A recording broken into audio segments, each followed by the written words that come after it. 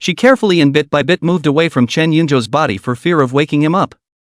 However, when she finally broke free from Chen Yunjo's arms, sat up, and raised her eyes to look at him, she realized that he wasn't asleep at all. Chen Yunjo was looking at her with his eyes open, topped with two obvious dark circles, and with a hint of fatigue and indescribable complex emotions in his eyes. The air instantly froze. Xia Eveningqing's cheeks burned even hotter. She coughed lightly to hide her embarrassment, her voice a little dry. You're awake. Chen Yunjo didn't speak, only slightly moving his stiff body. Xia Eveningqing looked at his slightly tired look, and a trace of apology welled up in her heart as she spoke. That, she whispered after a moment of deliberation, why don't I take Nian Nian to kindergarten today, and you rest a little longer? Chen Yunjo sniffed and shook his head, his voice carrying a hint of huskiness. No, I'm on early 8 today. Xia Eveningqing listened to his hoarse voice, then saw the greenish blackness under his eyes, and nodded with a red face, somewhat unsure of what to say. She turned her head to look at Nian Nian beside her. The little girl was still covering her little mouth, the laughter under her eyes was almost overflowing. Xia Eveningqing was a little bit shy and poked Nian Nian's glossy little brain gently with her index finger and ranted. Little badass. After saying that, she picked Nian Nian up from the bed and walked quickly into the bathroom.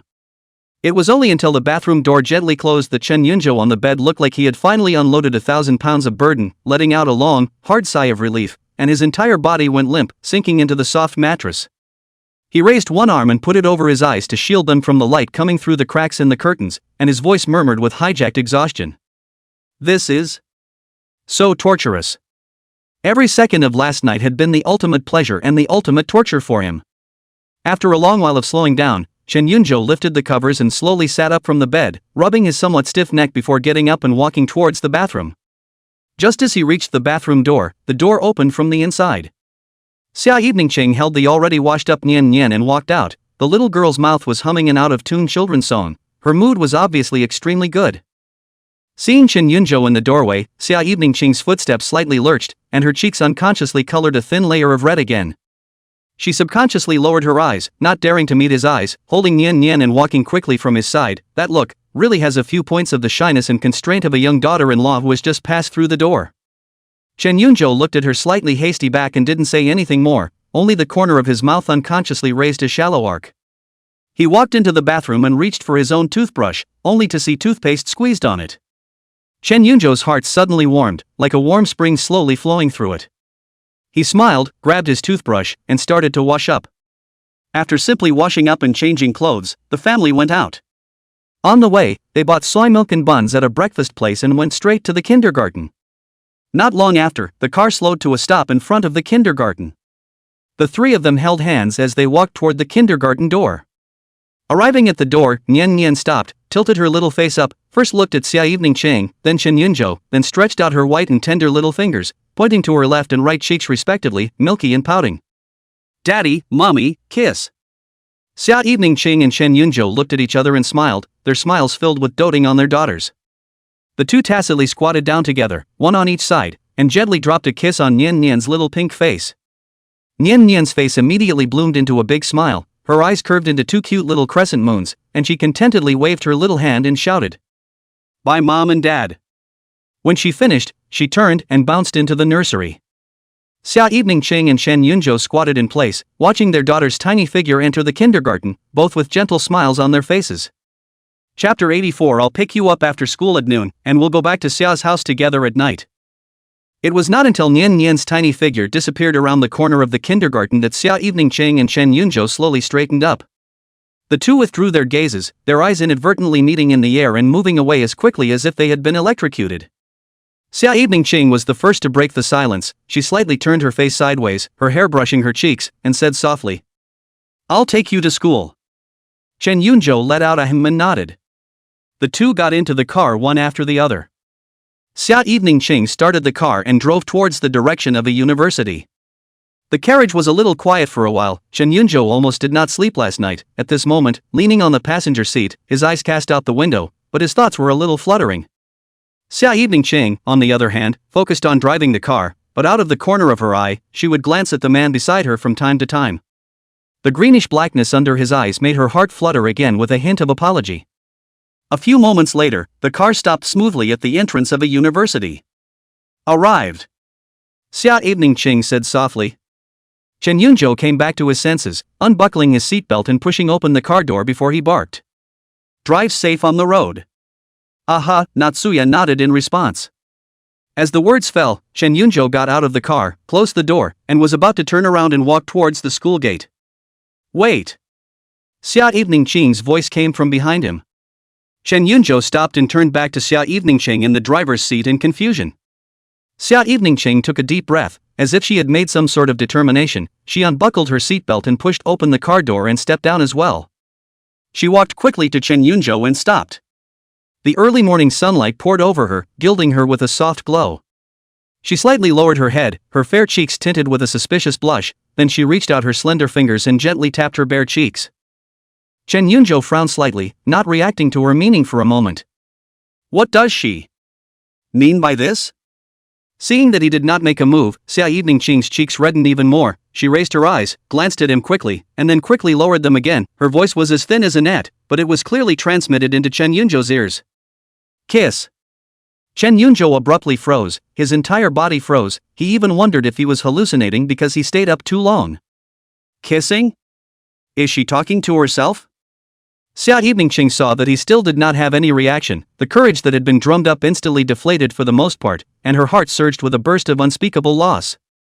She slowly lifted her eyes to look at him, the light underneath them slightly evasive, with a hint of imperceptible resignation in bloom. Is it possible that I'm being too abrupt? And as Chen Yunjo looked at her pitiful appearance, his heart, in that moment, was hit hard. An uncontrollable dryness surged up from the bottom of his heart, quickly spreading to all his limbs. He gulped, and at this moment, he wanted to crush Xia Eveningqing underneath him and ravage her, taking her for himself. Xia Eveningqing detected the undisguised possessiveness in his eyes. Her heart tip trembled slightly. Instead of the slightest rejection, a hidden pleasure surged in her heart. She took a deep breath and took a small step forward, closing the distance between them. Then, in Chen Yunjo's surprised gaze, she slightly stood on her tiptoes and her soft lips gently imprinted on his cheeks. Well. Chen Yunjo's entire body was as if he had been cast under a stasis spell, instantly freezing in place. His brain was blank, and the only thing he could feel was the soft and warm touch on his cheeks, as well as the faint fragrance unique to Xia Eveningqing's body. Xia Evening Harvest was a touch away, and the blush on her cheeks had spread to the roots of her ears. She forced herself to be calm, her voice carrying a slight, imperceptible tremor as she said, I'll pick you up after school at noon, and we'll go back to the summer house together at night. After saying this, she no longer dared to look at Chen Yunjo, shyly turned around and quickly walked back to the driver's seat. Without waiting for Chen Yunjo to come back to her senses from the great shock, she quickly started the car, and with a slight engine sound, the car smoothly drove away from the school entrance and quickly merged into the traffic. It was not until the vehicle disappeared at the end of the field of vision that Chen Yunjo slowly came back to his senses as if he had been released from a spell. He subconsciously raised his hand, his fingertips gently touching the cheek that had just been kissed by Xia Eveningqing. The softness and warmth of her lips seemed to remain there, along with a hint of fragrance. An unspeakable ecstasy ran through his limbs like an electric current, and the corners of his mouth couldn't help but lift upward, his eyes filled with disbelief. Did she just kiss herself?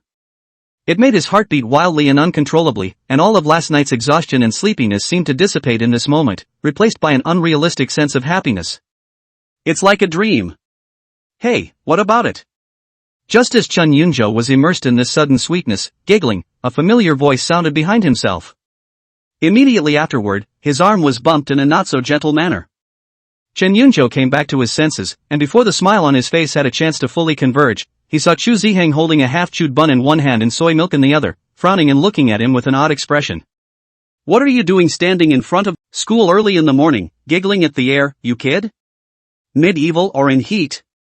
Chu Ziheng looked him up and down, his face filled with worry. Chen Yunjo's smile instantly froze on his face, and then quickly converged, resuming his usual slightly cold demeanor. He glanced at Chu Ziheng and said without any good humor, "It's up to you."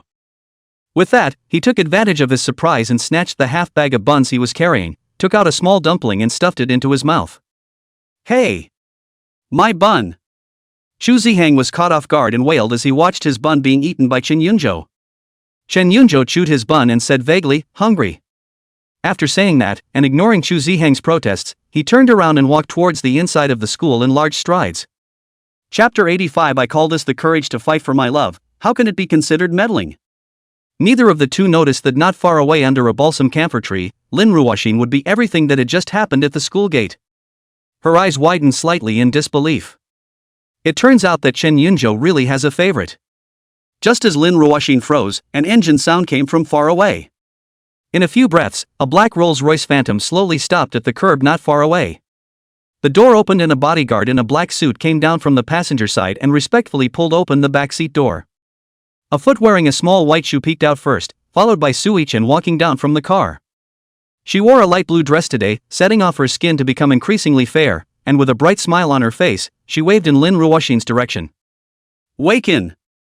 Lin Ruoxin looked back at Su Yichen and waved her hand with a smile as well. Su Yichen lifted the hem of her skirt and was about to walk towards Lin Ruoxin when another person came down from the car. It was a graceful woman, about 40 years old, well-maintained, wearing a well-tailored champagne-colored suit, with a gentle and atmospheric temperament. Chun Chen. The woman opened her mouth and called out to Su Yichen, her voice gentle. Su Yichen stopped and turned around, sweetly calling out, "Mom." The woman walked over to Su Yichen and reached out her hand, tenderly arranging the slightly disheveled hair in front of her forehead, her eyes full of pampering. Mom doesn't object to you having a boyfriend, but make sure you protect yourself, okay? With a few hints of pettiness, Su Yichen took the woman's arm, her head gently leaning on her shoulder. I know, Mom, just relax. The woman laughed at her daughter's petulance and gently patted the back of her hand. Lin Ruoxin, who was not far away, the moment she saw the woman's face, her entire body was dumbfounded, her pupils suddenly contracted, and shock and incredulity were written all over her face. Lin Ruoxin looked at her unquestioningly and secretly sighed in relief. She secretly glanced at Su Yichen and couldn't help but open her mouth to ask, "Yichen, do you have a sister?" Su Yichen blinked her pretty eyes and shook her head dryly. No. She looked at Lin Ruoxin with some confusion. What's wrong? Lin Ruoxin waved her hand, her eyes dodging a bit. No, nothing, I'm just asking, casually. Is it, really, just a resemblance? Oh, my God. Lin Ruoxin muttered in the back of her mind, trying to push that unreliable thought down. Perhaps I was too uptight from the little movie I watched last night to make such bizarre associations. She took a deep breath and decided not to dwell on this issue, turning to look at Yichen Su, changing the topic and asking, by the way, Yichen, do you still plan to continue chasing after Chen Yunzhou? Without even thinking about it, Su Yichen's pretty face raised a smile of determination, and she replied dryly, "Of course I'm chasing after them." Lin Ruoxin's footsteps jerked as she heard this, and she stopped, turning around, looking at Su Yichen with a serious expression, and her tone sank a few points.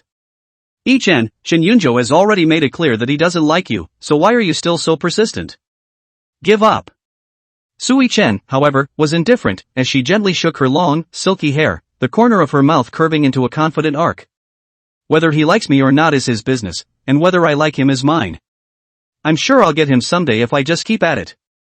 Lin Ruoxin's brow furrowed. She didn't want her best friend to go farther and farther down the wrong path, and she didn't want her to be the destroyer of other people's relationships. She took a deep breath and admonished. Yichen, Chen Yunzhou he already has a girlfriend. What you're doing is interfering in someone else's relationship and being a mistress. Meddling? Junior? Su Yichen looked like she had heard some funny joke. She raised her eyebrows, her tone a bit of disbelief. Ruoxin, you can't say it like. Lin Ruoxin was stunned by her justified statement. She couldn't believe that such words would come out of her best friend's mouth. She jerked out of the arm held by Su Yichen and took a small step back, looking at her incredulously, her voice trembling a little. Yichen, you know he has a girlfriend and you still want to pursue him. What is this if not knowing 3 is 3? Su Yichen opened her mouth as if she wanted to explain something. But Lin Ruoxin didn't want to hear it anymore as she looked at Su Yichen, her eyes filled with disappointment. She gently sighed, her tone carrying a hint of exhaustion and determination. Yichen, if you really set your mind on meddling in other people's feelings, then we shouldn't be BFFs anymore. As the words fell, Lin Ruoxin no longer looked at Su Yichen, turned around, and walked straight towards the school gates. Su Yichen froze in place, looking at Lin Ruoxin's gradually fading back, the smile on her face solidifying a little. Does Waken know something? Or did she know about the relationship between herself and Xia Evening Harvest? Chapter 86. If you want to capture a man's heart, you must first capture his stomach. On the other side, Chen Yunzhou and Xu Zihang walked into the classroom one after the other, and the two of them casually found a seat at the back. Just as soon as he was seated, the exhaustion of last night came again like a tidal wave. Chen Yunzhou yawned, his eyelids uncontrollably began to fight, his head little by little, and he looked like he was going to fall asleep on the table. Chu Ziheng settled the half-chewed bun and sucked in a large mouthful of soy milk, then turned his head to see Chen Yunzhou's look like he was about to pass out at any moment. He gently touched Chen Yunzhou with his elbow and asked in a lowered voice, "Hey, what did your kid do last night? Didn't sleep well?" Chen Yunzhou half squinted his eyes, his voice was thick with sleepiness as he muttered vaguely, "More than not sleeping well, it's pressurizingly not sleeping at all." When Chu Ziheng heard this, his eyes abruptly widened a few points as he approached Chen Yunzhou and flirted. "Holy, you kids are so horny? Even if you're horny, you have to avoid the kids." Chen Yunzhou was stunned by his thoughtless words, and then reacted to the meaning of his words. He raised his eyelids, glanced lazily at Chu Ziheng, and said breathlessly, "Get lost, I'm too lazy to explain to you." Chu Ziheng hemmed and hawed, and no longer pursued the question, but instead asked on a different topic. "By the way, good brother, which hospital is Sister Yunjin working in now?" When Chen Yunzhou heard this, his sleepy eyes slightly stared at Chu Ziheng with a hint of inquiry. Without waiting for him to open his mouth, Chu Ziheng hurriedly waved his hand and hastily added, "I'm going for a physical examination in a couple of days, and I want to stop by and ask Sister Yunjin to take a look for me." After hearing this, Chen Yunzhou's eyebrows were raised, looking Chu Ziheng up and down with a look of a monster, and said in an odd tone, "You're a big old man, looking at gynecology?" Put. The mouthful of soybean milk that Chu Ziheng had just drank and almost spewed out, and he violently coughed a few times, his face suffocating red as he hurriedly explained. "What gynecology? It's my old mom and my sister. The two of them are going for medical checkups, and I thought that Sister Yunjin is a doctor, so she must be more reliable." Only then did Chen Yunzhou realize this, and the odd look in his eyes faded. He nodded, rubbed his somewhat swollen temples, and said, "Okay, I'll ask for you later and send you the hospital address." "Okay." When Chu Ziheng heard this, a bright smile immediately appeared on his face as he nodded his head repeatedly, looking very happy. Chen Yunzhou was too sleepy to notice the change in him, directly lying on the table and closing his eyes. Meanwhile, Xia's group, the president's office. Xia Eveningqing sat in her office chair, the corners of her mouth unable to suppress a slight upturn. With one hand on her cheek, she gazed at a pot of greenery on the tabletop, the smile on her lips widening with a touch of silliness mixed with an unspeakable shyness. At that moment, the office door was pushed open and Assistant Su walked in. The moment he saw his own president, the entire group froze. Only to see the usual unsmiling, aura so powerful that it can freeze people. Xia general manager, at this moment, even in a silly smile? That smile, with a bit of teenage wistful shyness, was damn sweet. She was a different person from the usual iceberg female president who was a killer. Assistant Su wondered if she had been working for too long and was hallucinating. She subconsciously rubbed her eyes and fixed them again. Yes, it really is a smile, and it's sweet. Assistant Su felt his entire body go numb, and waves of shock rippled through his heart. No, who tuned up her wise and capable Mr. Xia like this? Xia Eveningqing was immersed in her own thoughts and did not notice Assistant Su coming in until she noticed a gaze on her and she came back to her senses. When he looked up, he met Assistant Su's gaze. The smile on Xia Eveningqing's face instantly froze, returning to its usual coolness and detachment in just an instant. She coughed softly to hide her party's outburst, and her voice returned to its usual composure as she asked, "What is it?" Assistant Su was startled by this sudden transformation of hers, and hurriedly lowered his head, forced down the shocking waves in his heart, and respectfully reported, "Mr. Xia, Mr. Chu is here." Xia Eveningqing frowned slightly and said faintly, "Let her come in." "Yes." Assistant Su answered, as if amazed, and quickly exited the president's office. It wasn't long before the office door was pushed open again. A beautiful figure walked in, and it was none other than Chu Ziyu. She wore a dry white suit today, her long hair draped casually behind her shoulders, and a bright, open smile on her face. Assistant Su had the good sense to back out again after Chu Ziyu came in and gently brought the office door with her. Chu Ziyu stepped on her high heels and walked straight to Xia Eveningqing's desk, propped her hands on the edge of the table, bent down slightly, looked straight at Xia Eveningqing and asked with a smile, "Did you like the gift I gave you yesterday?" When Xia Eveningqing heard this, her cheeks reddened with a swish, and even her ears were a little hot. She raised her eyes, glared fiercely at Chu Ziyu, and said, "Who's a good person would give something like that as a gift?" When Chu Ziyu saw the shy and annoyed look on her face, the smile on her face grew brighter and brighter as she straightened up, clasping her arms in a good manner and raised. "My grand president Xia, men, such creatures, can be visual animals, they just like young and beautiful girls who exude youthful vigor. Shu Ziyu's eyes were sharp as she said word for word, "Do you really have no sense of crisis at all?" Xia Evening Ching met her serious gaze, blinked, and spoke, "I'm young and pretty too." Right now. Shu Ziyu mercilessly interrupted her, "What about in a few years? When you're busy working and gradually lose your age advantage, what will you use to compare yourself to those endless streams of young girls?" This question caused Xia Evening Harvest to fall into a short silence. Her tone remained flat as she thought it over. "I have money." Shu Ziyu sniffed and also fell silent, and the atmosphere in the office was somewhat stagnant for a while. A moment later, Shu Ziyu loosened the hand holding Xia Evening Ching's cheek, looked at her with complicated eyes, and slowly spoke. "Men go bad when they have money. Do you want him to spend your money and keep other young women on the side?" This statement was made. A tense look appeared on Xia Evening Ching's face as she hastily shook her head. She couldn't imagine that kind of image. She raised her head and looked at Chu Ziyu, eagerly asking, Then you say, what should I do?" When Chu Ziyu heard these words, the corners of her mouth rose slightly with a confident expression as she said, "To capture a man's heart, you must first capture his stomach." Chapter 87, 8 Children in One Birth? When Xia Evening Ching heard these words, she fell into silence, her gaze falling on Chu Ziyu's face with a few moments of probing and some uncertainty. Is this really okay? Seeing her hesitation, Chu Ziyu immediately nodded heavily, her expression as seriousness never seen before. Of course. She spoke with certainty, as if it were some kind of truth. Xia Evening Ching's brows furrowed slightly, a hint of difficulty appeared on her face, and her voice lowered a few points. "But I don't know how to cook." She thought for a moment and added, "I can only cook hanging noodles, or clear soup." "You can learn if you don't know how." Chu Ziyu waved her hand unconcernedly, speaking lightly, "Cooking is very simple. There are so many tutorials on the internet, just look at them twice and you'll know. Besides, you're so smart, what can't you learn quickly?" As Xia Evening Harvest listened, she nodded thoughtfully and seemed to feel that there were a few points of truth. She raised her eyes to Chu Ziyu with a hint of curiosity in her eyes and asked, "Then you? Would you?" Chu Ziyu was in the middle of talking, and when asked, she blurted out without even thinking, "I don't know how." The air in the office seemed to freeze for a moment.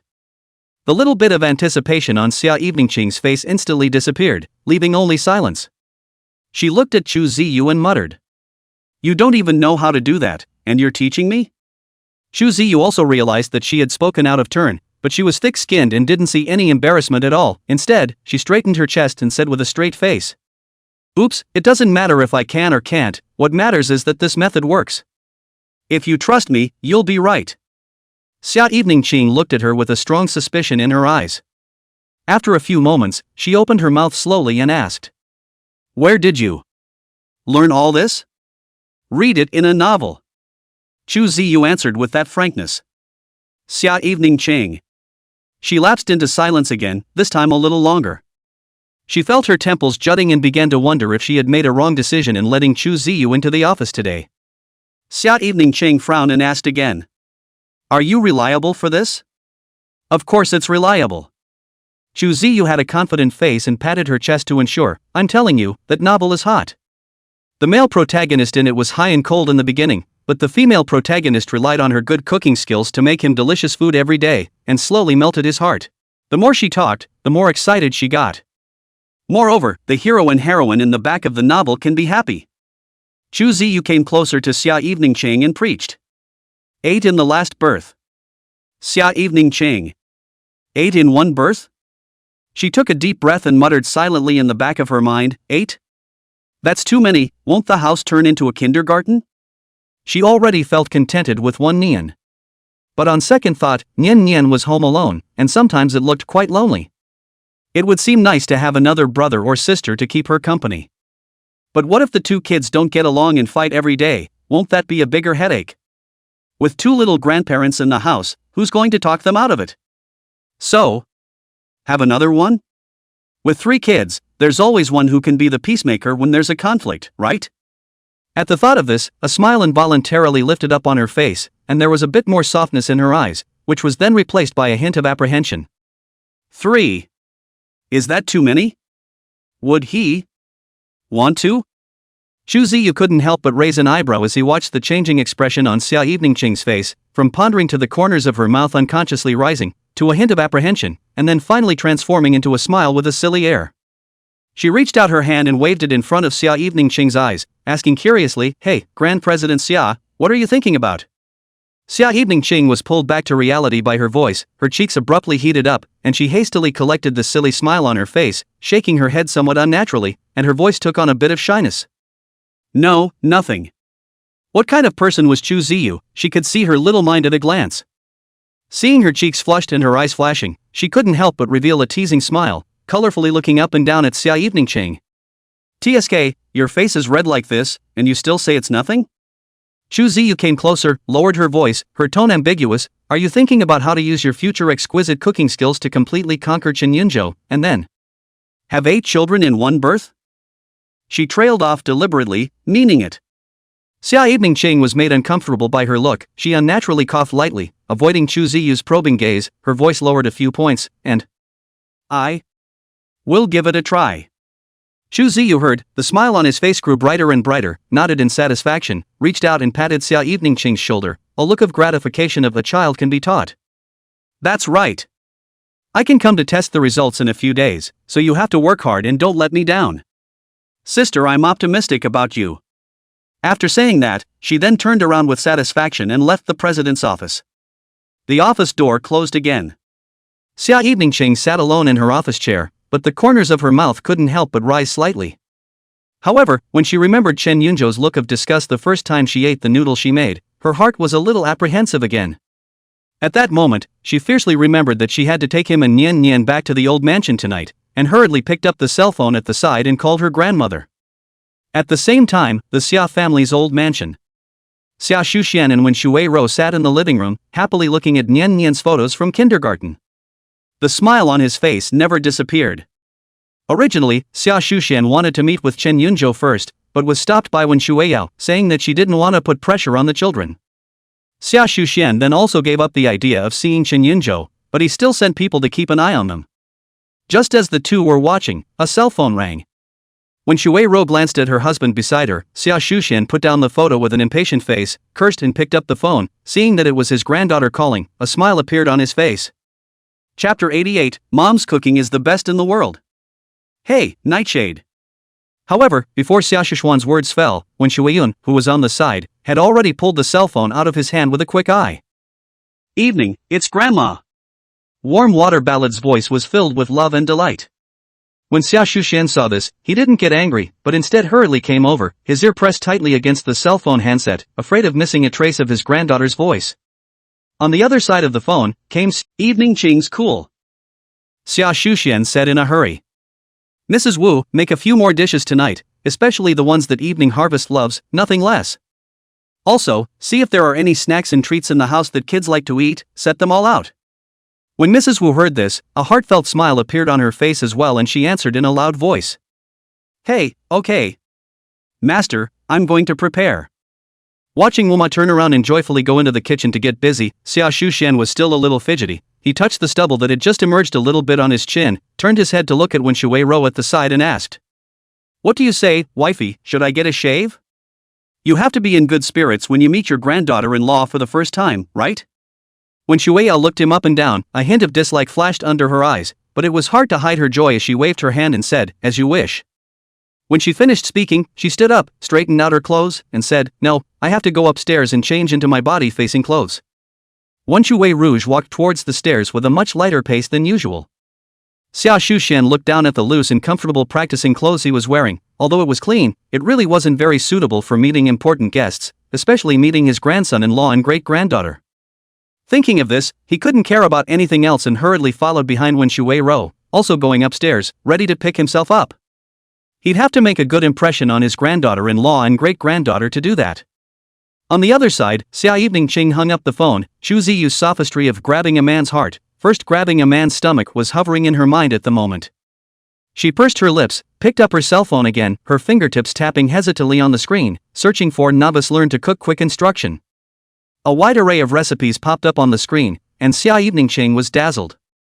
Eventually, her eyes settled on one of the most common home-cooked dishes, scrambled eggs with tomatoes. Every step in the video tutorial is clearly explained. Xia Eveningqing looked at it extraordinarily carefully, her brows slightly knitted as if she was studying an important business plan. So? It's that simple? After watching the video once, she muttered, a hint of surprise flashing under her eyes.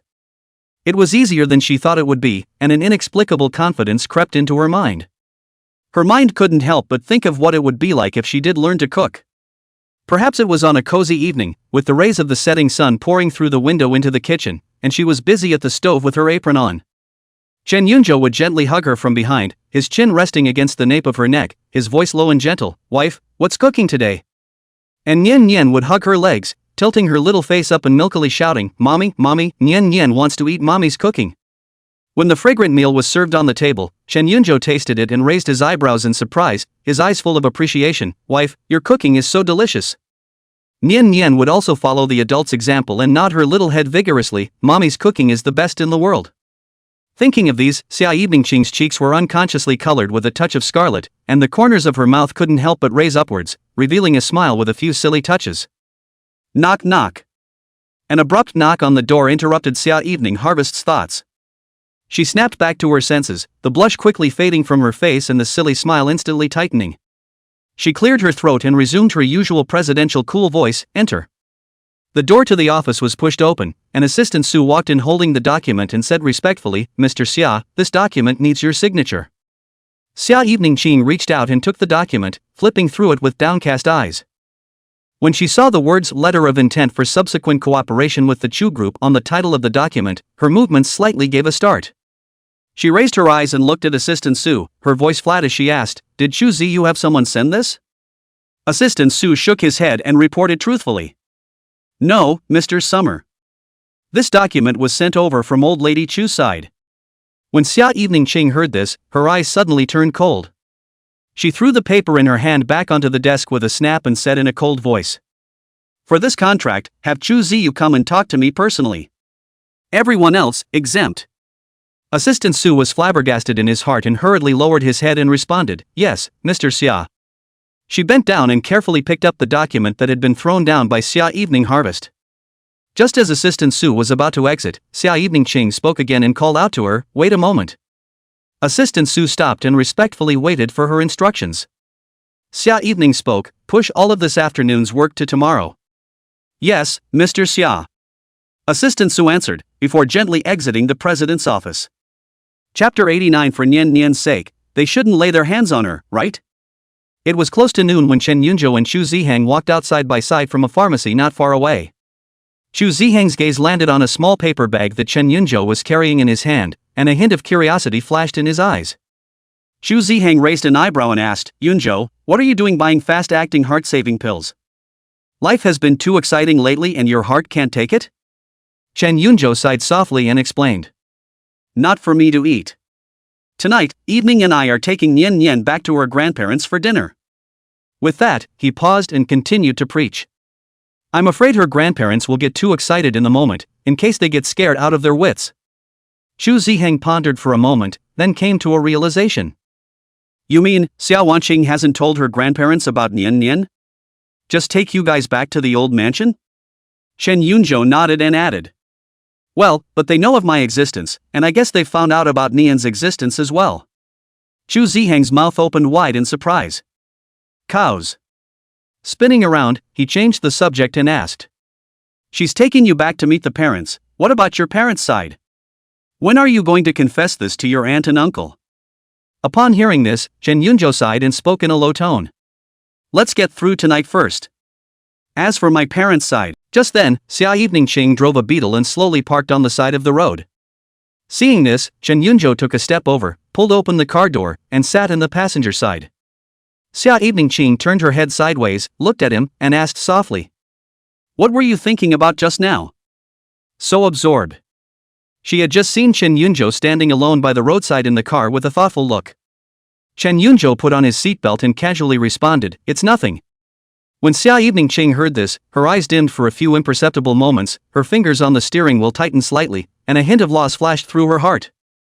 However, in the next second, Chen Yunzhou opened his mouth again and said, "Come back to my parents' house with me this Sunday." Z. Xia Eveningqing sniffed, her foot slammed on the brakes, and the beetle let out an ear-splitting scuffling sound, stopping abruptly at the side of the road. Incredulous surprise instantly welled up in her eyes, but it was quickly taken over by a hint of panic. She turned her head violently to look at Chen Yunzhou, her voice trembling a little. Why?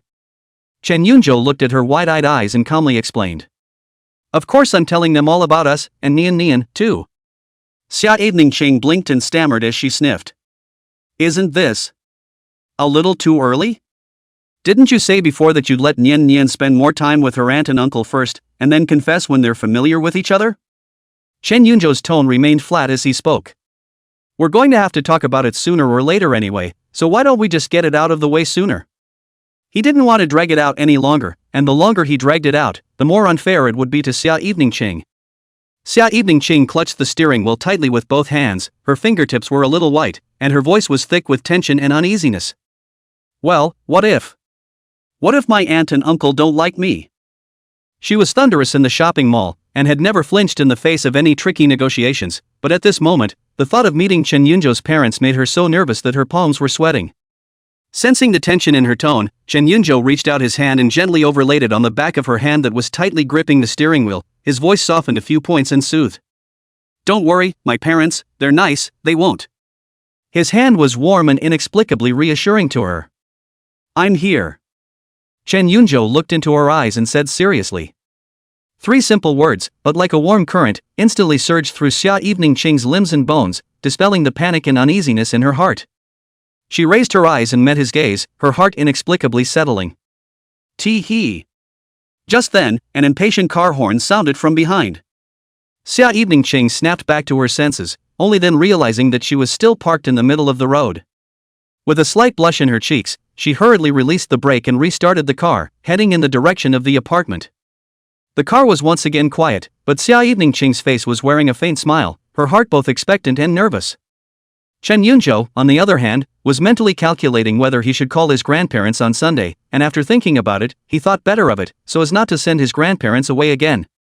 Calling uncle? No, uncle can't protect himself alone. Dad doesn't have any relatives, so he's screwed. Better call grandma and grandpa. Chapter 90, Didn't we bring Nian? Not long after, the beetle pulled up smoothly at the bottom of the apartment building. The two of them got out of the car one after the other and returned to the apartment. Chen Yunzhou put down his things, then walked towards the kitchen and said, I'll get lunch ready. Xia Eveningqing nodded, her voice carrying a hint of imperceptible lightness. Aha. She didn't stay idle either, heading towards the balcony to remove and fold the drying clothes one by one. Then dry the clean clothes in the washing machine. Putting the folded clothes in the bedroom, she then walked towards the kitchen. In the kitchen, Chen Yunzhou wearing an apron is methodically washing vegetables, the sound of water rattling. Soon, the cutting board came duck uniform and rhythmic sound of cutting vegetables. Xia Eveningqing leaned in the kitchen doorway, quietly looking at his busy back. Her heart was soft. She couldn't help but open her mouth and ask, Yunzhou, when you learned how to cook, did you catch on quickly? Chen Yunzhou's action of cutting vegetables gave a slight start, and a not-so-good premonition surged in his heart. Why is she asking this all of a sudden? Did she also want to learn to cook? The thought made his scalp tingle. Without thinking, he turned his head and said, Cooking isn't that easy. When I first learned how to cook, I almost didn't blow up the kitchen. My parents almost cut me off. When Xia Evening Harvest heard this, she snorted and laughed out loud. Her cool eyebrows curved into a nice crescent moon because of this smile, and her voice was laced with laughter. Is it that much of a stretch? In the bottom of his heart, he muttered, I can't imagine that he has such clumsy moments. When Chen Yunzhou saw her smile, the alarm in his heart was not completely disarmed, and he asked cautiously, By the way, why are you asking this all of a sudden? Xia Eveningqing sniffed and froze slightly, then her eyes twirled deftly. A light smile swirls on his lips, his tone relaxed. Nothing, I just saw how well you were doing and thought you were great, so I was a little curious and just asked. You can't just tell him now that you want to learn how to cook as well and plan to give him a big surprise, right? How meaningless that would be. Oh, so. Chen Yunzhou answered, secretly relieved, and his lifted heart was put back in place. It's okay. It's okay. It's just a random question. She made hanging noodles that he never wanted to eat again in his life. After collecting his, he turned to continue preparing. When Chen Yunjo heard this, the corner of his mouth twitched, and he looked down at Xia Evening Ching, with eyes that seemed to say, "Are you sure they are happy? Not trying to get themselves killed?" Xia Evening Ching seemed to see that he was a bit nervous and smiled to calm him down. "And don't you stress too much, my grandparents are very, very nice people, they won't give you a hard time." Chen Yunjo nodded and wrapped his arms around Xia Evening Ching, feeling the warm scent of her body, somewhat drowsy. "Well, I know." As soon as the words left his mouth, he stifled a yawn. Xia Evening Ching looked at his tired face and remembered that he had hardly slept all night last night. Her heart was a little overjoyed and shy. "Why don't you take a nap?" she asked softly. Chen Yunjo rubbed his eyes and said, "No need, I'm not sleepy yet." However, after only a few moments, he gently leaned against Xia Nanqing's head and fell asleep. Xia Evening Ching felt his even breathing and didn't say anything, moving to the side, and as she raised her head, she smoothly wrapped him into her arms, letting him lean against her chest. She looked at Chen Yunjo's sleeping face, and the corner of her mouth unconsciously raised a happy smile. The time rolled around and came to 5 o'clock in the afternoon. Chen Yunjo slowly woke up from the sofa. He sat up and rubbed his eyes, feeling a little stiff. Casually picking up the teacup on the coffee table, he drank the already cold tea in one go. He looked around the living room and did not see Xia Evening Harvest. I was just about to get up to check it out when the door to the apartment was pushed open. Chen Yunjo followed the sound and saw Xia Evening Cheng walking and holding Nian Nian. "Dad!" Nian Nian saw Chen Yunjo in the living room at a glance, and a happy smile immediately bloomed on her little face, letting go of Xia Evening Harvest's hand and running towards him with her short little legs. A smile also appeared on Chen Yunjo's face as he bent down and opened his arms. Nian Nian jumped into his arms, tilting her little face up and crisply shouting, "Daddy!" "Hey, Nian Nian is back!" Chen Yunjo smiled and picked her up, giving her a kiss on her soft little face. Nian giggled and wrapped her arms around his neck and wouldn't let go. Holding Nian Nian in his arms, Chen Yunjo looked toward Xia Evening Cheng, who was standing in the doorway changing her shoes, and asked, "Why didn't you wake me up?" Xia Evening Cheng raised her head, a trace of imperceptible gentleness on her cool face, and said softly, "Seeing you sleeping so soundly, I want you to sleep a little longer." When Chen Yunjo heard this, a warm current surged through his heart, and a slight blush spread across his face. Seeing this, Xia Evening Cheng also pursed her lips and smiled, with a few shyness under her eyes. Chen Yunjo coughed lightly to hide his emotions and asked, "How many points are we going to meet our grandparents?" Xia Evening Cheng looked at the watch on her wrist and said, "Now go get changed and leave." Saying that, she walked towards Chen Yunjo, took Nian Nian from him and carried Nian Nian towards the bedroom. When Xia Evening Cheng and Nian Nian came out with changed clothes, Chen Yunjo then went to the bedroom to quickly change into a set of clothes. A few moments later, the family went downstairs. Xia Evening Cheng carried Nian Nian onto the child seat in the back seat to secure it, and then sat in the driver's seat. Chen Yunjo then sat in the passenger seat. The Beetle sedan started slowly and drove into the traffic in the direction of the old Xia family house.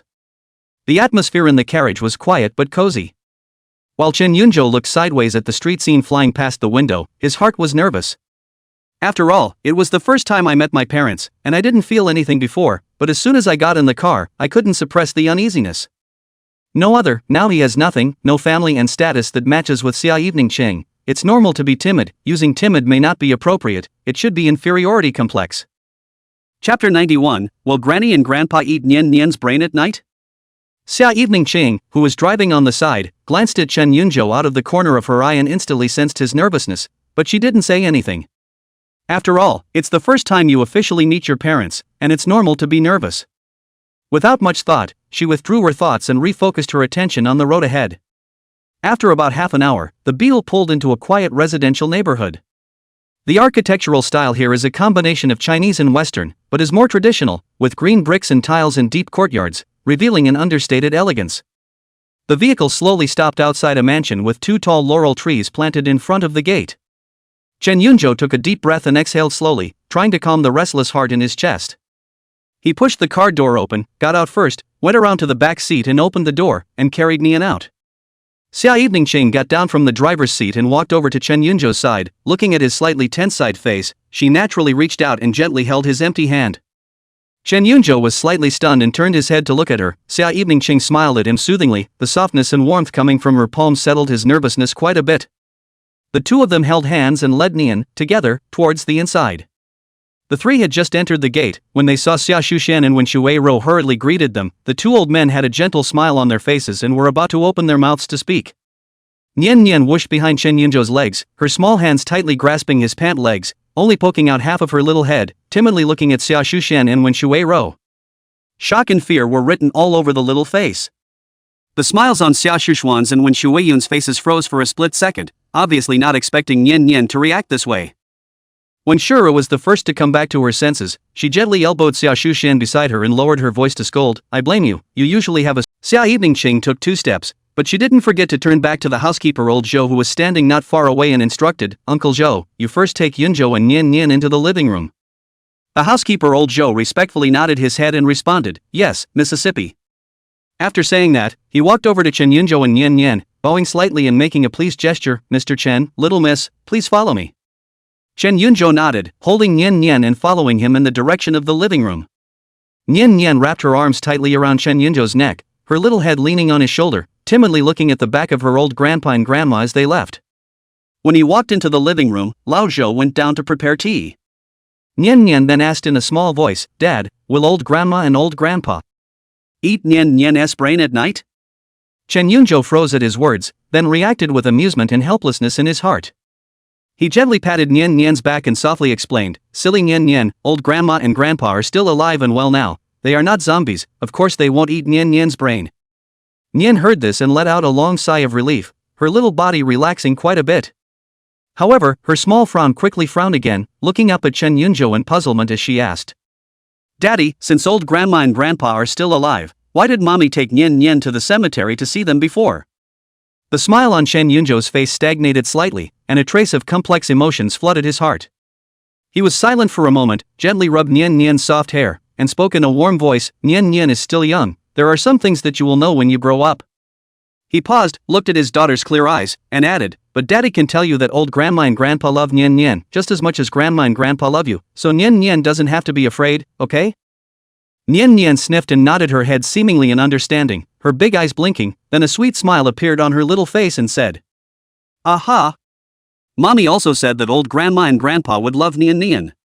Chen Yunzhou looked at her innocent smiling face and smiled along with her, only behind the smile, there was a trace of undetectable worry. He didn't know if Xia Evening Qing's grandparents, after knowing the truth of the matter, would really be able to accept it easily. Daddy, I'm taking you somewhere." Chen Yunzhou was still worried. Nian Nian had already slipped out of his arms and ran towards the stairs with her short little legs. When Chen Yunzhou reacted, Nian Nian had already run up, he was shocked and hurriedly got up to follow him while shouting, "Nian, slow down." With that, the two ran up the stairs one after the other. Without slowing down, Nian ran straight towards the innermost room on the right. He realized that Nian Nian seemed unusually familiar with the layout of this place, as if she had already been here many times. Chapter 92, Silly Child, Why Are You Crying? On the other side, Xia Evening Qing pulled Xia Shushan and Wen Shui Ro to the pavilion on one side of the courtyard.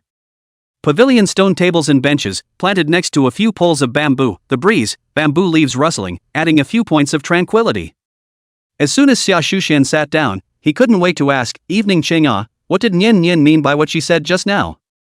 What do you mean by living old grandma and grandpa? Why can't I understand?" His brow was furrowed and his face wore a look of obvious confusion.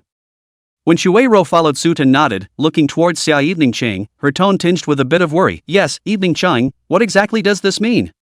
Xia Evening Qing looked at the second old man's concerned and bewildered eyes, the tip of her nose was sore, and the emotion she was holding back could no longer be strained, her eyes instantly reddened. She took a deep breath, her voice choked with emotion. "Geez, I thought it was a big deal, what's there to cry about?" Xia Shushan also nodded his head, an expansive smile on his face as he concurred. "Yes, Evening Star, we've all lived a long time, it's human nature to live and die, and we've long expected that day to come." Xia Evening Qing listened to her grandparents' pretense of comfort, but the sadness in her heart was like a flood that broke the dike, she could no longer restrain it, and her tears fell with a swish. She jumped into warm water Ballad's arms and hugged her tightly, sobbing uncontrollably, unable to say a word.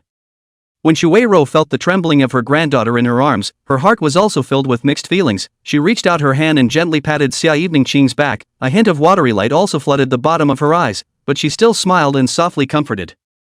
"Silly boy, what are you crying for? Grandma and grandpa are happy and content to watch you grow up. Xia Shushan nodded and took over the conversation, his voice also carrying a few moments of relief. Yes, evening, your grandmother was right. You're the biggest thing in this life for us old folks. I used to worry about what you'd do when we did leave one day and you were all alone. He paused, a pleased smile on his face, and continued. Now it's good to know that you've not only gotten married in the future, but also given birth to such a lovely Nian Nian, and are living a happy life, so in our hearts, the last bit of our thoughts are also considered to be resolved. You should be happy for us. When Shuei-ro smiled and nodded, reaching out to tenderly wipe away the teardrops on Xia Eveningqing's cheeks, her voice soft. That's right, evening, it's heavenly. What's not to be satisfied with when we can know ahead of time that you're doing well in the future? Come on, give grandma a smile, it won't look good if you're crying. Xia Eveningqing sniffled and looked at the two old men in front of her with teary eyes, their smiles dispersed a lot of the sadness in her heart. With an effort, she tugged at the corners of her mouth and squeezed out a tear-stained smile, her voice still a little choked, aha. When Shuei-ro saw her smile, although the smile was forced, it was always a smile, and heartily touched her head. That's right. Xia Shushan looked at his granddaughters gradually stopping tears, and said with a smile as his words changed. Speaking of which, Evening Harvest, your eye for picking people really follows your grandmother, much better than your father. Xia Eveningqing's face, which was originally still streaked with tears, couldn't help but blush slightly when she heard the first half of her grandfather's compliments, and the corners of her mouth shallowly hooked into a shy smile. When Shuei-ro listened from the sidelines, first nodding approvingly, and a pleased smile appeared on her face, but when she heard the second half of the sentence, the smile on her face instantly froze, and then she quickly lifted her foot and kicked Xia Shushuan's calf in an ungentlemanly manner. Xia Shushan ate the pain and also immediately reacted to the fact that he had said the wrong thing, and hurriedly looked at Xia Eveningqing. Only to see the smile still hanging on Xia Eveningqing's face, only that the smile did not reach the bottom of her eyes, but instead there was a hint of gloom and sadness that was hard to hide. When Xia Shushan and when Shuei-ro saw this, their hearts were all tightened with a twitch and filled with heartache. When Shuei-ro hurriedly held Xia Eveningqing's hand and was about to open her mouth to say something comforting. Right at this moment, a clear and pleasant piano sound, without warning, came leisurely from the direction of the second floor, breaking the silence within the gazebo. All three of them were stunned and looked up in unison in the direction the voice came from. A trace of worry instantly swept across the faces of Xia Shushan and Wen Shuiyun, and they subconsciously looked at Xia Eveningqing. Xia Eveningqing, however, slightly inclined his head, quietly listening to a moment, his face he took a closer look and realized that the trophies, surprisingly, carried fine cracks, as if they had been dropped, and some were missing a small corner. He frowned slightly, his heart flooded with a trace of incomprehension. This is. What happened? Dad. Just as Chen Yunzhou was thinking, Nian Nian's crisp voice called him back to his senses. He turned his head, only to see that Nian Nian had run to the piano and was laboriously trying to pull off the white dust cloth covering it. Seeing this, Chen Yunzhou temporarily suppressed the doubts in his heart and quickly walked over, softly asking, "What's wrong, Nian Nian?" Nian Nian tilted her little face and pointed at the piano, her eyes shining brightly as she looked at him. "Daddy, will you help me open the piano?" Chen Yunzhou looked at his daughter's expectant eyes and nodded, reaching out to lift the dust cloth completely, revealing the shiny black piano. He then gently lifted the lid. Just at the moment when the lid was opened, he noticed that there seemed to be a small bump on the edge of the lid of the piano, although it was not obvious, but on closer inspection he could still see it, as if it had once suffered some kind of impact. He withdrew his gaze without moving.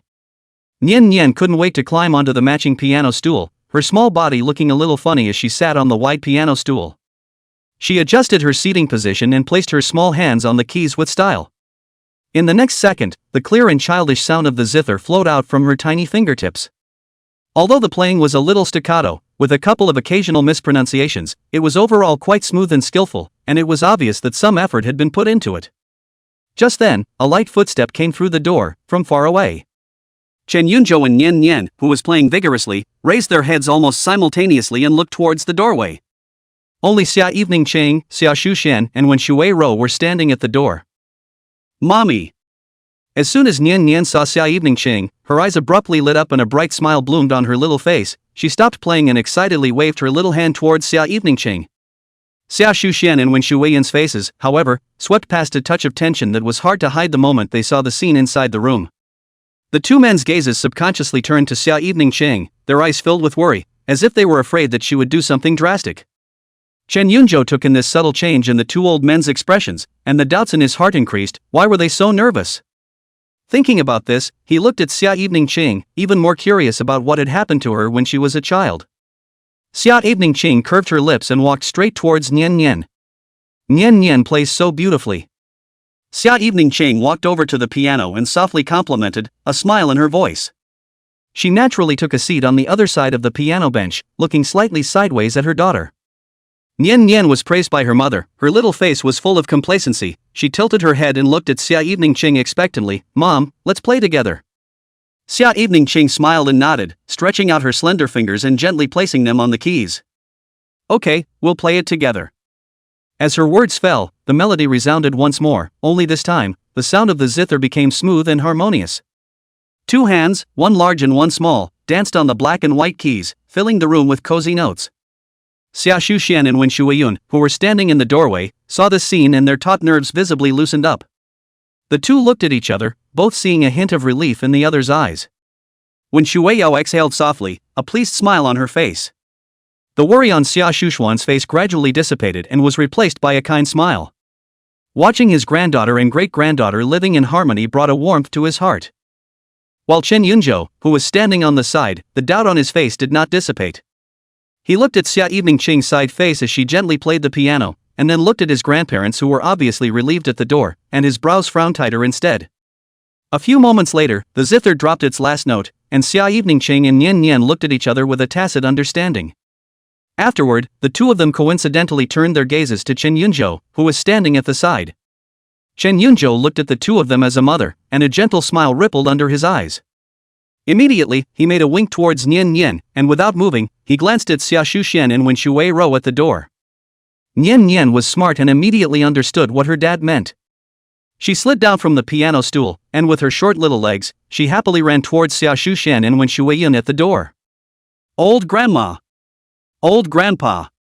Her voice was crisp, sweet, and lovely. When Xia Shuxian and Wen Shuiyun heard this, the smiles on their faces were instantly as bright as blooming chrysanthemums.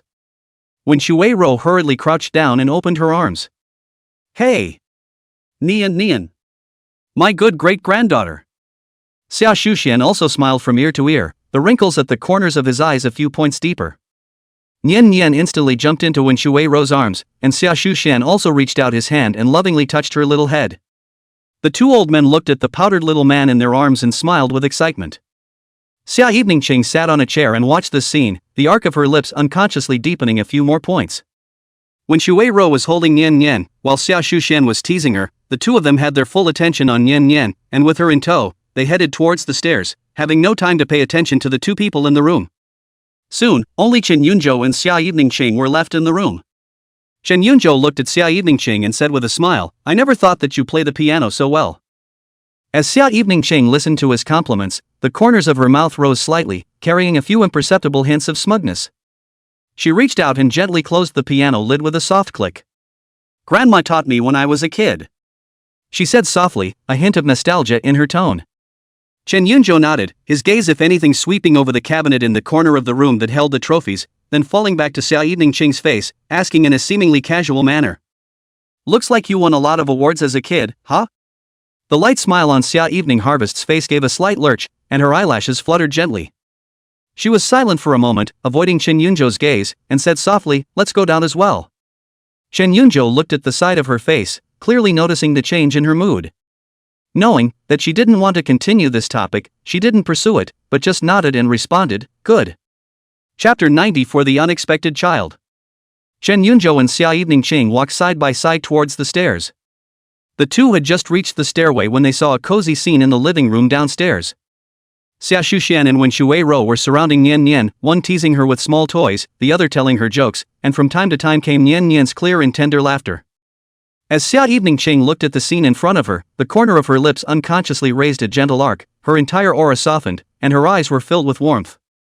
Chen Yunzhou looked at her with downcast eyes and saw the heartfelt smile on her face. He reached out and gently wrapped his hand around her waist, bringing her toward his arms. Xia Evening Ching was slightly stunned, then she raised her head and looked at Chen Yunzhou beside her. With four eyes facing each other, the smile in her eyes deepened, and she obediently gently leaned into his embrace, feeling the warmth of his arms. Happiness was quietly filling her heart. At that moment, Wuma walked over from the direction of the kitchen with a kind smile on her face. Mr., Mrs., Auntie, Miss, you may prepare for dinner. In a few moments, the family sat happily around the table and enjoyed a cozy dinner. After the meal, when Shui Ro and Xia Eveningqing then brought Nian Nian to play with blocks on the carpet in the living room with laughter. Chen Yunzhou, on the other hand, followed Xia Shuxian to the outside pavilion together. The night breeze was slightly cool, blowing away some of the heat of the day.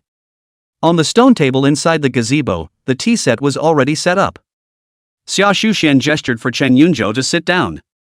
Chen Yunzhou sat down as instructed, watching Xia Shuxian slowly and methodically brewing tea, but his heart couldn't help but be a little nervous. His back subconsciously straightened a few points. Xia Shuxian pushed a cup of brewed tea in front of him, raised her eyes to look at him, and said with a few knowing smiles in her eyes, "No need to be so nervous." He spoke slowly, his voice calm. Chen Yunzhou nodded slightly and smiled as he picked up his teacup and took a sip. Xia Shuxian continued, "Since Eveningqing has chosen you, we, as elders, will naturally respect her choice." Hearing these words, Chen Yunzhou's taut heartstrings suddenly loosened, as if he had put down a huge stone, and secretly let out a breath. Xia Shuxian looked at him with a gentle smile in his eyes and continued, "We, the old couple, don't have many years left." He paused, and his tone carried a few points of solemnity and entrustment. "When we really leave one day, late Chang, we'll have to ask you to take good care of it." When Chen Yunzhou heard this, his heart tightened and he quickly said, "Grandpa, both you and Grandma are still in good health and will definitely live a long life." Xia Shuxian sniffed and just smiled, a smile that carried a hint of the vicissitudes of seeing through the world, but did not answer. He picked up his teacup and gently sipped it, his gaze distant, as if he was remembering something. Only after a moment did he speak slowly, his voice calm but with a hint of imperceptible frustration. "There is no such thing as a long life. To be able to watch Evening Harvest start a family, with you and Nian Nian in our lives, we are already satisfied." Chen Yunzhou listened to his calm tone, but his heart was inexplicably a little heavy. He didn't want to continue the slightly sad topic. His gaze turned slightly, remembering the difference between the two old men in the piano room in the daytime, as well as Xia Eveningqing's avoidance of the topic of the trophy. That doubt in his heart resurfaced again. He deliberated for a moment and tentatively asked, "Grandpa, speaking of which, how come we haven't seen Evening's parents?" The moment these words came out, the atmosphere within the gazebo steeply stagnated. Xia Shuxuan's hand holding the teacup gave a slight lurch, and the smile on his face gradually converged, replaced by a deep silence. He looked down at the tea floating in his cup for a long time. Seeing this, the ominous premonition in Chen Yunzhou's heart grew stronger and stronger, and he had the good sense not to ask any more questions, but just waited quietly. Only after a long time did Xia Shuxian gently sigh, a sigh that seemed to contain endless vicissitudes and helplessness. He raised his head, looked at Chen Yunzhou with a complicated gaze, and asked, "Eveningqing, did she not mention her parents to you?" Chen Yunzhou met his gaze and shook his head honestly, "No, never." He paused and added, "That's why I wanted to ask you." Xia Shuxuan's eyes dimmed a few points. He slowly put down the teacup, issued a ta sound. "In this silent night seems particularly clear." He turned around, his gaze cast in the direction of the brightly lit living room not far away, and through the window, he could vaguely see the blurred figures of Xia Eveningqing and Nian Nian playing. His voice, slowed with sadness, "Evening she is a child who was not expected." When these words came out, Chen Yunzhou's entire body froze, somewhat unresponsive. He subconsciously furrowed his brows and murmured in a low voice, "Unexpected child." "Grandpa, what does this mean? Are there any parents who don't look forward to their children?" Xia Shuxuan's eyes grew dimmer and dimmer, covered with the vicissitudes of age. He slowly opened his mouth to explain, his voice carrying a hint of imperceptible huskiness as he said, "Evening's mom and dad, they met in college. Back then, it was kind of like a groom and a woman, with a comparable family, and we all thought they would be happy with their piano. But who would have thought that they had been married for only 3 short years, and that they had gone from the initial love of 2 unquestioning, to looking at each other later?" When Chen Yunzhou heard this, an incredulous surprise appeared on his face, and his heart set off a considerable wave as he was about to open his mouth to say something. Xia Shuxian, however, smiled bitterly, that smile filled with helplessness and sadness. He gently waved his hand, signaling Chen Yunzhou to listen to him. "You don't have to be so surprised, kid. Their personalities, both of them are too strong, neither one of them refuses to take a step back for the other. 2 people like that are destined to have a hard time coming together. Maybe it's also that neither side loves enough, not enough love, not enough tolerance." The days after the marriage were filled with endless quarrels and cold wars, and the feelings wore out in one collision after another, until, at last, they came to the end of the marriage. Xia Shuxian paused, a deep exhaustion showing in his gaze. It was at that time, when they decided to separate, that Evening's mom found out she was pregnant. He sighed heavily again as he spoke, the sigh seeming heavy in the stillness of the night. At the strong request and insistence of both parents, she still gave birth to Evening. Xia Shushuan's voice was slightly trembling, and his eyes were already red, dense with a thin layer of water vapor. Chapter 95, Why are you still biting? Xia Shushuan exhaled a long breath, as if he wanted to exhale the heaviness that had accumulated in his chest altogether, and slowly said, So, Evening. She is indeed a child who is not expected. Chen Yunzhou's heart sank violently, as if it was heavily pressed by something, a little stuffy and hard to bear. Xia Shushuan's voice continued to sound, with a trace of unspeakable sadness, from the time Lei Qing was born, to the year she was 8 years old, she can say, has always been an unloved child. Her parents, their hearts are not in her at all. By the time we really realized there was a problem, something was already wrong with Evening's mental. Speaking here, Xia Shushuan's face was covered with deep remorse and self-reproach, and his voice took on a few chokes. It's our fault, too, that we didn't find out sooner, that we didn't get her sooner. When Chen Yunzhou heard this, there wasn't much surprise in his heart. Because when he observed Xia Evening Qing's subtle reaction to the trophy and the piano in the daytime, as well as Xia Shushan and Wen Shuiyun's nervousness, he had some hidden guesses in his mind. At this moment, Xia Shushuan's words were but a confirmation of what he had in mind. It finally dawned on him, too. Why was it that Xia Evening Chang would always give herself a feeling of caution, even with a few hints of ingratiation, in her daily dealings? Whether she was facing herself or Nian Nian, she seemed to be accustomed to observing other people's faces first, fearing that what she did was not good enough to upset the other party. It turns out that all those subtle insecurities and sensitivities stemmed from the lack of love and security in her childhood. Thinking of this, Chen Yunzhou's heart felt like it was being tightly gripped by an invisible hand, a burst of pain. His pity for Xia Evening Qing reached its peak at this moment. He took a deep breath and tried to calm his churning emotions, then asked softly, Grandpa, what about those broken trophies in that piano room? Xia Shushan sniffed, a trace of confusion and bewilderment appearing on his wrinkled face. He gently shook his head, his voice a little low, I actually don't know very well. Just remember, she came back from school that day and without saying a word, she ran into the piano room by herself. Then we heard the sound of smashing coming from inside. By the time we got in to see the trophies, they were all smashed up by herself. Since then she has never touched the piano and rarely mentions anything to do with it. As Chen Yunzhou listened to Xia Shushuan's words, his brows furrowed slightly as he fell into deep thought. He didn't dare to imagine how huge a blow this incident should be to the young Xia Wanqing. Those trophies were, perhaps, the only thing she could grab at the time, to prove her worth. How sad and desperate she should be when that trust also crumbles. Thinking about this, Chen Yunzhou couldn't help but cast his gaze in the direction of the living room, an indescribable emotion welling up in his heart. At this exact moment, Xia Evening Qing, holding Nian Nian's little hand, walked out from the living room and was walking slowly towards the side of the gazebo. Old Grandpa. Nian Nian's crisp voice broke the silence in the gazebo. She let go of Xia Lianqing's hand and ran towards Xia Shushan. The heaviness and sadness on Xia Shushuan's face instantly converged, replaced by a loving smile unique to facing a great-granddaughter. He smiled and answered, Hey, what's with Nian Nian coming over? Nian Nian ran to Xia Shushan, tilted her little head, and said in a milky voice, Old Grandma says it's time for you to take your medicine. When Xia Shushan heard this, the smile on his face deepened. He reached out his hand and dotingly touched Nian Nian's little head, and said gently, Good, old Grandpa will go and take the medicine this time. With that, he stood up and held Nian Nian's small hand, walking together in the direction of the living room. Xia Evening Qing also walked inside the gazebo at this time and sat down on the stone bench beside Chen Yunzhou. She picked up the teapot on the stone table and refilled Chen Yunzhou's cup with some tea before pouring a cup for herself. She picked up her teacup and gently took a sip before she looked sideways at Chen Yunzhou and softly asked, You and Grandpa, what did you talk about? Chen Yunzhou looked at her gentle side face, and a soft smile rippled under his eyes. He whispered, Grandpa told me to, well, take care of you. Saying that, his body leaned forward slightly and slowly approached Xia Evening Qing. Xia Evening Qing looked at him with a smile and was about to say something. In the next second, there was a sudden warm, soft touch on his lips. Chen Yunzhou placed a gentle peck on her red lips. Xia Evening Qing's entire body froze slightly, her long, slender eyelashes fluttering gently for a few moments as she blinked, a touch of obvious surprise appearing on her face. You. Chen Yunzhou looked at her slightly flustered appearance, and the smile at the corner of his lips deepened a few points. He said softly, "My grandparents have recognized me as their granddaughter-in-law, so what's wrong with me kissing my own wife?"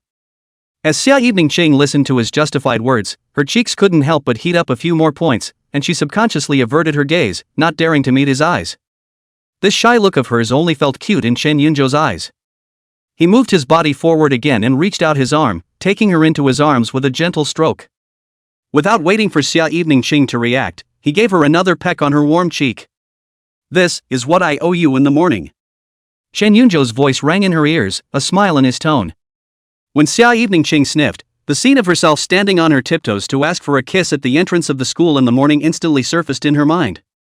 Boom, she just felt the heat on her face climb instantly, so red that it could almost drip blood.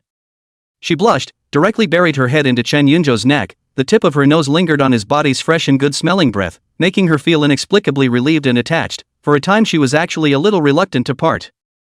Ghostly, she opened her mouth slightly and took a small, gentle bite on his neck. Chen Yunzhou's body stiffened slightly, clearly noticing the subtle touch coming from his neck. It didn't hurt, instead it was a little crispy and itchy. He lowered his eyes and looked at Xia Evening Ching, who had buried her face deeper in his arms, a hint of surprise and amusement flashing under his eyes. Xia Evening Ching also instantly reacted to what she had done, and a strong wave of embarrassment surged through her heart. She jerked her head up from Chen Yunzhou's arms, her cheeks flushed and her eyes somewhat averted. I'm going to check on Nian." With a panicked drop of words, she left the gazebo at a fast pace as if she was running away. Chen Yunzhou looked at her slightly hasty back and couldn't help but let out a low laugh. He lifted his hand and gently touched the place she had bitten, the curve of his lips rising more and more. "Why are you still biting?" he murmured, but his tone was full of favor. Chapter 96, No, You're an Ironhead? Afterward, Chen Yunzhou also got up and walked in the direction of the living room. The two walked into the living room, one after the other. Xia Shuxian and Wen Shuiyun were sitting on the sofa, watching them with smiles. Wen Shuiro's gaze flickered and she quickly noticed the light red mark on Chen Yunzhou's neck and asked, "Yunzhou, what's wrong with this neck? Of yours? Why is there a red patch?" When Chen Yunzhou heard this, the corner of his lips hooked up into a meaningful smile, his gaze leisurely turned to Xia Evening Ching beside him, but he did not speak. When Xia Evening Ching met his eyes, her heart jumped and her cheeks got indisputably hot again, and she hurriedly avoided his gaze. Xia Shuxian took in this scene and smiled understandingly, gently pulling Wen Shuiyun's sleeve beside him and passing her a meaningful wink. Wen Shuiro instantly understood, and looking at Xia Evening Ching's shy appearance, she couldn't help but lower her voice and said to Xia Shuxian with a few moments of derision, "Really cannot see, our family evening clear, look cold like a big ice cube, did not expect to privately play also quite flower well." Xia Shuxian listened to his old partner's words and forced a smile, his shoulders shrugging slightly. Although Wen Shuru's voice was deliberately lowered, in the quiet living room, Xia Evening Ching and Chen Yunzhou still heard it clearly. Xia Evening Ching only felt a buzz in her head, and her face instantly blushed, so embarrassed that she could not wait to find a crack in the ground. She glared at her grandmother angrily, then turned and walked briskly in the direction of the stairs without looking back. "Hey, this child, she's still shy." When Shuiro looked at her hasty back and couldn't help but touch Xia Shuxuan's arm, laughing in a low voice. When Xia Evening Ching on the stairs heard this, her feet stepped faster, almost falling away. It was only until Xia Evening Ching's figure completely disappeared around the corner of the staircase that Xia Shuxian and Wen Shuiro retracted their gazes, smiled at each other, and then looked at Chen Yunzhou. The smile on Wen Shuiro's face was gentle and loving as she spoke, "Yunzhou, it's not early today, so stay at home." Without waiting for Chen Yunzhou to respond, Nian Nian on the side cheerfully clapped her little hands and grabbed the lead. "I want to sleep with old grandma." "I want to sleep with grandma." Chen Yunzhou looked at the little one's excited appearance and nodded with a smile, "Good." Nian Nian received an affirmative answer and was so happy that she jumped right into Wen Shuiro's arms. Wen Shuiro smiled and wrapped her arms around her great-granddaughter, then said to Chen Yunzhou, "Evening Ching's room is on the 3rd floor, you can see it when you go up, and for the toiletries, I'll have Wuma send them up for you later." When Chen Yunzhou heard this, his cheeks also warmed slightly, and he gently nodded his head, responding, "Okay, thank you grandma." When he finished speaking, he turned around and walked in the direction of the stairs as well. A moment later, Chen Yunzhou came to the 3rd floor. He caught a glimpse of the lighted room, the door of which was ajar, and he could faintly hear some subtle sounds coming from within. He eased his footsteps and approached slowly. When he walked to the door, he saw that Xia Evening Ching was lying on a half-human high crocodile doll, her small fists pounding the innocent doll one by one, and her mouth was still chanting, only her voice was too small to be heard. That look, which was very different from her usual cool and calm image, carried a childish petulance. As Chen Yunjo looked at her like this, the corners of his mouth unconsciously lifted upwards, and the bottom of his eyes were colored with a gentle smile. He felt that such a xia evening harvest was really cute. He couldn't help but let out a soft laugh. The soft laugh was loud and clear in the quiet room. Xia Evening Ching, who was lying on the crocodile doll, jerked her movements and her entire body froze. She slowly rolled over and looked in the direction of the door. When she saw Chen Yunjo standing in the doorway, she immediately felt that the sky had collapsed. How did I forget to close the door myself? Now that's a real shame. She couldn't wait to find a crack in the ground. Chen Yunjo walked into the room, his eyes fell on the crocodile doll that she was beating. The doll's eyes, because of the excessive violence, has slightly protruded outward, looking a little funny. The smile on his face couldn't help but grow a little thicker. Xia Evening Ching raised her eyes to look at Chen Yunjo and saw that he wasn't looking at himself, but was staring at the crocodile doll underneath her with interest. Following his gaze, he saw that the crocodile doll's eyes had bulged outward slightly, and his cheeks instantly heated up again. She hastily reached out and fumbled to press the crocodile's protruding eyes back hard. She then cleared her throat and tried to change the subject, her voice thin as a gnat. Are we going home? Only then did Chen Yunjo remove his gaze from the poor crocodile doll and landed on her scarlet pretty face. He walked over to the bed and sat down next to her, shaking his head and sniffing, not going back. Xia Evening Ching froze slightly and looked at him with some consternation. Not going back? Chen Yunjo met her gaze with questions, the corners of his lips rose slightly, and a smile held in the bottom of his eyes as he said, well, tonight, we'll sleep here. Xia Evening Ching's heartbeat missed a beat, and the heat on her cheeks climbed again. She subconsciously lowered her eyes and nodded, her voice a little tight. Then, I'll go give Nian Nian a bath. It seemed like the only way to hide her panic at the moment was to find something to do. Chen Yunjo, however, pulled her wrist, stopping her movement to get up, and spoke with a smile. No, Grandma and Grandpa said that Nian is sleeping with them tonight. When Xia Evening Ching sniffed, she was even more at a bit of a loss for words, her hands and feet not knowing where to put them. But deep in his heart, a hint of inexplicable anticipation welled up. Chen Yunjo let go of her hand and smoothly lay down on the bed, his arms resting behind his head as he let out a cozy sigh of relief. Your bed is much more comfortable than the one I have.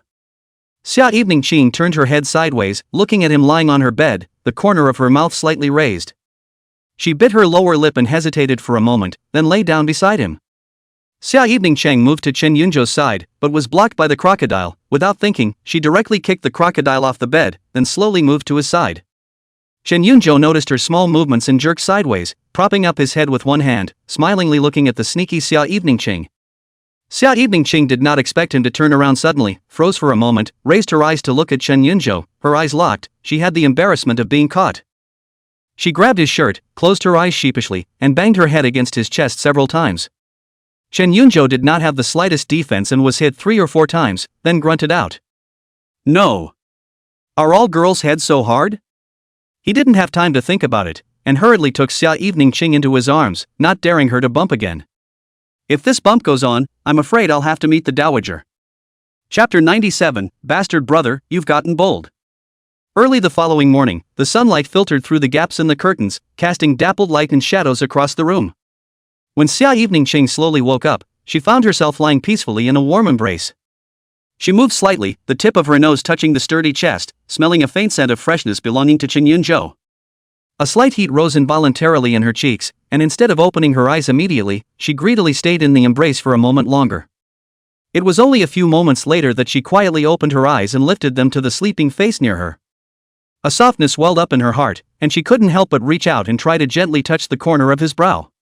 However, the moment her fingertips were about to touch him, Chen Yunjo suddenly moved. He opened his eyes and met her gaze that she couldn't retract in time. The bottom of his eyes held the drowsiness of a freshly awakened sleep, but they were quickly colored with a smile. Morning. He had a raspy voice. Xia Evening Ching's heartbeat missed a beat and her cheeks instantly became hot. She retracted her hand in a panic and responded in a small voice, Good morning. Then quickly got up and went to the bathroom to wash up. When they went downstairs, Xia Shuxian and Wen Shuiyun were already sitting at the dining table eating breakfast, and when they saw them come down, both had loving smiles on their faces. Come and have breakfast. Wen Shuiru greeted. Nian Nian had already behaved herself and sat in her seat, eating a small dumpling while calling out indistinctly, "Mommy and Daddy." Xia Evening Ching and Shen Yunzhou smiled at each other and answered, then walked over to the dining table and sat down. At the breakfast table, the atmosphere was warm and bustling with the feeling of home. As Xia Evening Ching looked at everything in front of her, her heart felt more settled than ever before. After breakfast, Shen Yunzhou and Xia Evening Ching took Nian Nian with them and bid farewell to Xia Shuxian and Wen Shuiro. Grandparents. Shen Yunzhou looked at her with questioning eyes. I have something in the afternoon. Xia Evening Ching lowered her eyes and said softly, You go pick up Nian Nian. When Shen Yunzhou heard this, the corner of his lips curled up into a smile as he answered. Good. As the words left his mouth, he pushed open the car door, and just as he was about to get out, he suddenly stopped moving. He turned around, his body coming back up close to the driver's seat. Before Xia Evening Ching could react, his face was already close to her eyes. The next second, a warm, soft touch landed on her lips. Shen Yunzhou gave her a gentle peck on her red lips and admonished. Be safe on the road. When he finished, he raised his hand and gently touched the top of her head. Xia Evening Ching's entire body froze. Her eyes widened as she looked at him close at hand, her cheeks instantly burning like fire, quickly tinted a scarlet red. She nodded subconsciously, her eyes a little averted. However, she could not control the upturned corners of her mouth, the smile that carried shyness and sweetness like a young bride who had just entered the house. Shen Yunzhou looked at her like this, his heart softened to a mess, and the smile at the corner of his lips deepened a few points.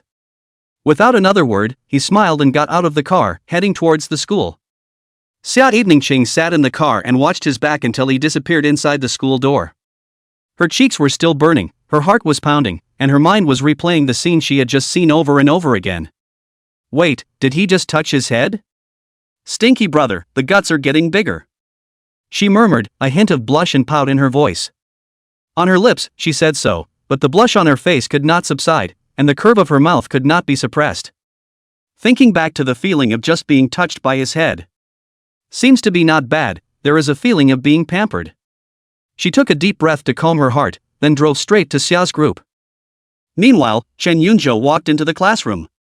It was still some time before class started and the classroom was not crowded. At a glance, he saw Chu Ziheng sitting in the window seat. Why did you come so early today? Shen Yunzhou walked over to Chu Ziheng's side, pulled out a chair and sat down, casually asking. Chu Ziheng did not answer immediately, but instead raised his head and glared at him fiercely. That look carried obvious resentment and dissatisfaction. You still have the nerve to ask. Chu Ziheng said without a trace of anger, You liar, a dog who forgets his friends when he sees color. Shen Yunzhou was confused by his scolding, a puzzled expression on his face. What liar? What's seeing color and forgetting friends? What's wrong with me? Chu Ziheng snorted coldly and looked away, his tone even more dissatisfied. Yesterday you said you would send me the location of Sister Yunjin's hospital, but what happened? It hasn't been sent until now. Did you forget? When Shen Yunzhou heard this, it dawned on him that he was busy going to see his grandparents with Xia Evening Ching yesterday, and later stayed at her house, and forgot about it for a while. Oh, this matter Shen Yunzhou laughed and explained, Didn't I tell you yesterday that Evening Harvest took me to see her grandparents, and I forgot about it for a moment. Saying that, he took out his cell phone, found Shen Yunjin's WeChat business card, and pushed it to Chu Ziheng. Alright, my sister's tweets are pushed to you, ask her yourself. When Chu Ziheng heard these words, his eyes instantly lit up and the dissatisfaction on his face was swept away. He wrapped his arm around Shen Yunzhou's shoulders, his tone so intimate that he couldn't stop. Good brother. I knew you were reliable. Shen Yunzhou was somewhat speechless as he allowed him to wrap his arms around him, and when he let go, Chu Ziheng had already impatiently clicked on WeChat and clicked on Add Friend. Hey, right. Chu Ziheng, while operating his cell phone, touched Shen Yunzhou's arm again and asked in a lowered voice, Do you know about Sui Chen and Lin Ruoxin's falling out? Shen Yunzhou shook his head and said with a faint expression, I don't know, and I'm not interested. Chapter 98, Old Doe, I'm your son. Pro-life. Chu Ziheng looked at Shen Yunzhou and spoke with a smile. Because of a man. He lowered his voice and continued, Guess what kind of man could make the two departmental flowers of the art department flip out? As he said that, he didn't forget to raise an eyebrow at Shen Yunzhou. Shen Yunzhou looked calm and shook his head, not curious. Chu Ziheng obviously didn't believe it, he came closer and asked. Really not curious? That's the two major flowers of the art department, usually as close as one person. Now for a man to make such a mess, do you really do not want to know who that man is at all? Chen Yunzhou glanced at him, the corner of his lips curving up into a faint arc. Seeing his look, Chu Ziheng heatedly laughed, and his index finger and thumb made a zipper gesture over his mouth, indicating that he wouldn't say anymore. It was soon 10:30 and the bell rang for the end of class. Chen Yunzhou and Chu Ziheng walked out of the classroom along with the flow of people towards the school gate. Hey, how about going for a big meal together at noon? Chu Ziheng said as he wrapped his arm around Chen Yunzhou's shoulders.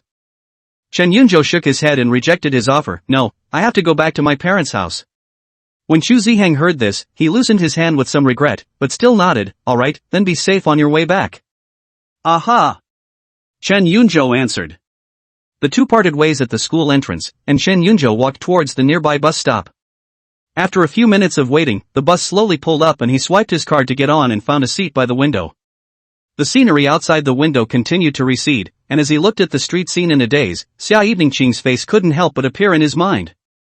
About 20 minutes or so later, the bus pulled up next to a stop, and Chen Yunzhou got up and got off. This is a somewhat old neighborhood, the buildings are not tall, the facade is modeled, but the environment is quite clean. He breezed into one of the buildings and up the stairs to the second floor.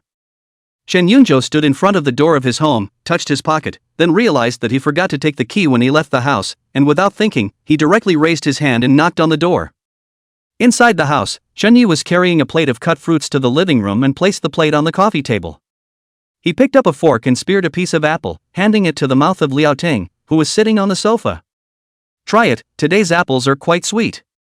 Chen Yi said with a smile. Liao Ting opened her mouth to receive the apple and had just taken a bite when she heard a knock on the door. Who is it? Liao Ting asked as she looked at Chen Yi. Chen Yi got up and walked towards the door. When he opened the door, he saw his good oldest son standing in the doorway, showing his big teeth and giggling. When Chen Yi saw his son's first glance, his mind immediately recalled the $2,500 of private money that he had uttered, and the smile on his face instantly disappeared, replaced by a touch of disgust. Without waiting for Chen Yunzhou to speak, Chen Yi directly closed the door with a bang.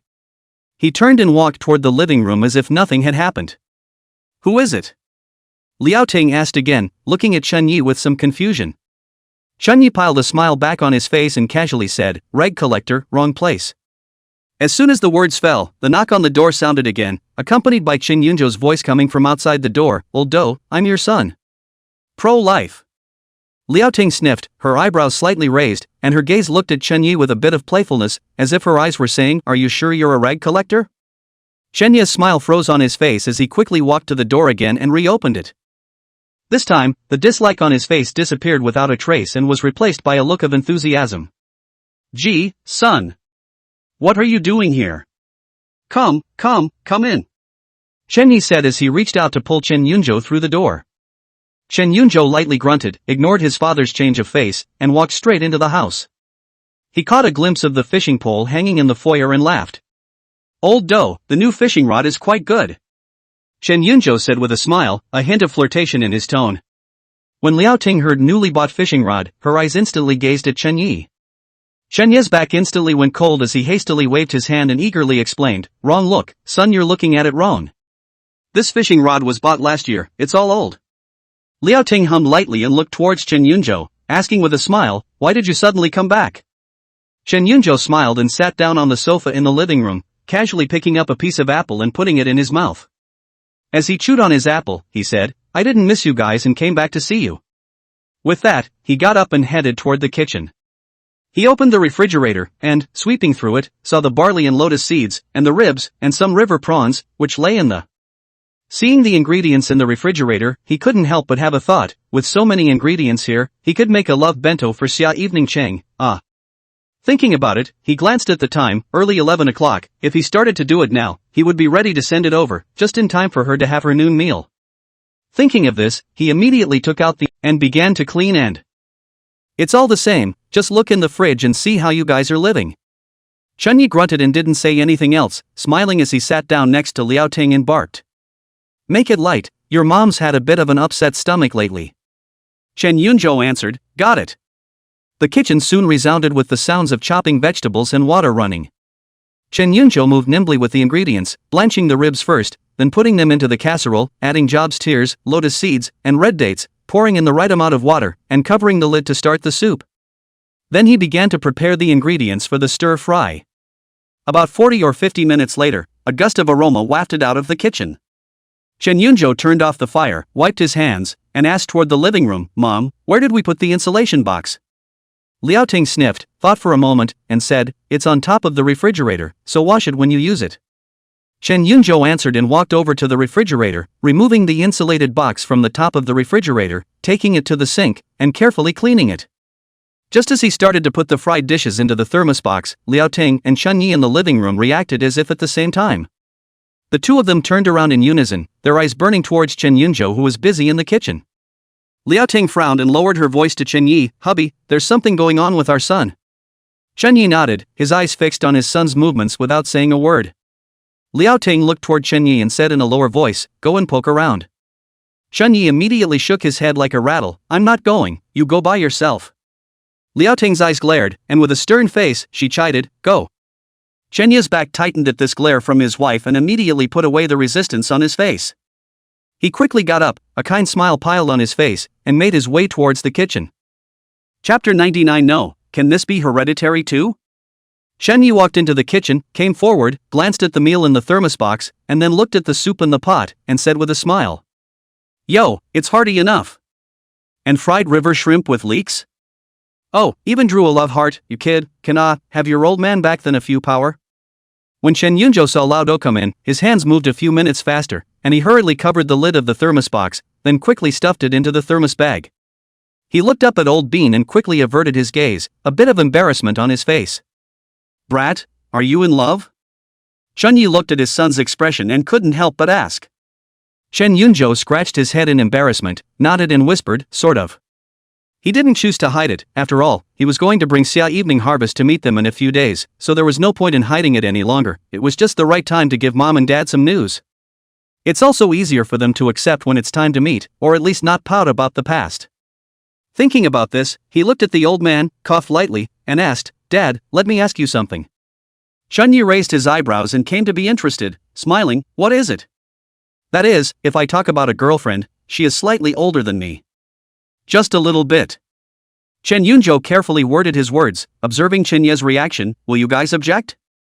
Chun Yi sniffed and laughed, patting Chen Yunzhou's shoulder, saying, "Hey, how big a deal?" The smile on his face widened as he continued. "No, how can we object to that? It's not like we're old-fashioned, and besides, it's good to be older and hurt." Chun Yi said, and lowered his voice, quietly adding, "Except for your mom, of course." When Chen Yunzhou heard this, he couldn't help but laugh and whispered, "You're not afraid to let my mom hear you, so watch out, you'll be sleeping on the couch at night." Chen Yi waved his hand, but a touch of happiness appeared on his face as he spoke. "Your mom's a tough-talking, soft-hearted person, with a nice mouth and a tofu heart, and when hasn't she tucked me in the middle of the night?" Chen Yunzhou was speechless and frowned at the old man, was he showing off? Just then, there was a gurgling sound from the casserole. "Oops, the soup is ready." Chen Yi was sharp-eyed and hurriedly pointed at the casserole. Chen Yunzhou reacted in a hurry, picking up a spoon and preparing to serve the soup. Seeing that he was a bit furtive, Chen Yi quickly reminded him, slow down, be careful of scalding." Chen Yunzhou nodded, carefully dishing out the soup from the casserole into another insulated box, then similarly putting it into the insulated bag. He walked out of the kitchen and into the living room with a thermos bag. Liao Ting was sitting on the sofa, smilingly looking at him. Chen Yunzhou walked over to the coffee table and casually picked up a few more washed fruits and put them into a small bag. "Mom, I'm not eating at home," he said, then picked up his thermos bag and fruit bag and turned around, ready to go out the door. "Okay, you slow down, don't spill the soup." Liao Ting saw him flustered, and said with a smile, "Got it." Chen Yunzhou shouted at his parents in the living room, and without waiting for them to respond, he dashed out the door, took a taxi, and went straight to Xia's group. Liao Ting saw her son leaving, she got up in a hurry, walked into the kitchen, saw Chen Yi drinking soup, was speechless, walked over, grabbed the bowl in his hand and asked, "Stop drinking for a moment and tell me what's going on with our son?" Chen Yi laughed and said, "It's 80% that he's in love." He paused and added, "From what he said, he's still looking for a schoolmate who's a bit older than him." Liao Ting took the bowl, sniffing, she first froze, then snorted and laughed out, "I knew this brat was not honest." Luckily, we didn't really give him a meow meow that girl, otherwise it's not delaying the girl. When she finished, she looked down and took a sip of the bowl of soup, her eyes instantly lighting up. This soup tastes really good, much better than what you make. Chunyi sniffed and came over somewhat unconvinced. Shenya's old face flushed and he coughed twice in some embarrassment. That's not for fear of you starving. He forced his defense. Besides, can our situations be the same? Liao Ting smiled and blankly glanced at him, picking up her chopsticks and picking up the shredded potatoes, meaning to say, I think my son is much more conscientious than you, at least he knows to leave some food for us. Unlike you, who froze and didn't even leave any soup for my parents back then. My parents thought there was a burglar. Chunyi laughed dryly and didn't pick up on this, silently chucking one of the only remaining river prawns into Liao Ting's bowl. Liao Ting glanced at him, the corners of her lips curved, she didn't say anything else and lowered her head to eat. Shen Yi, however, was puzzled. Could this also be hereditary? Chapter 100, How dare you eat? You just go dig for coal. A few moments later, the cab stopped steadily in front of the Xia Group building. Chen Yunzhou paid the fare, carried the insulated bag, and stepped into the hall. He walked straight to the front desk and politely opened his mouth to ask, Hello, may I ask on which floor is the office of General Manager Xia Yibingqing Xia? A lady at the front desk, dressed in a professional suit and looking like a foreman, looked up at the sound of her voice. When she saw the visitor clearly, a professional smile then appeared on her face and said, Hello, Mr. Xiao's office is on the top floor. This receptionist had obviously seen Chen Yunzhou before. She did not inquire too much and directly made a pleased gesture. I'll take you there. Thanks. Chen Yunzhou nodded. The foreman guided Chen Yunzhou to the exclusive elevator and swiped open the elevator privileges with his own work permit. The elevator is set and will go straight to the top floor.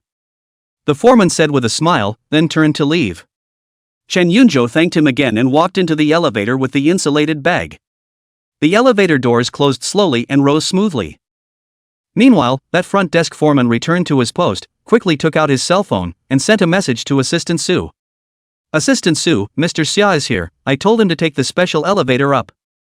Meanwhile, the top floor. Assistant Su had just come out of the president's office, holding several documents that needed to be processed, and was standing at the elevator entrance waiting for the elevator to go downstairs. She frowned slightly, thinking about the few work details that General Manager Xia had just explained, when her cell phone vibrated. Assistant Su pulled out his cell phone and glanced at the message that popped up on the screen, his gaze slightly condensing.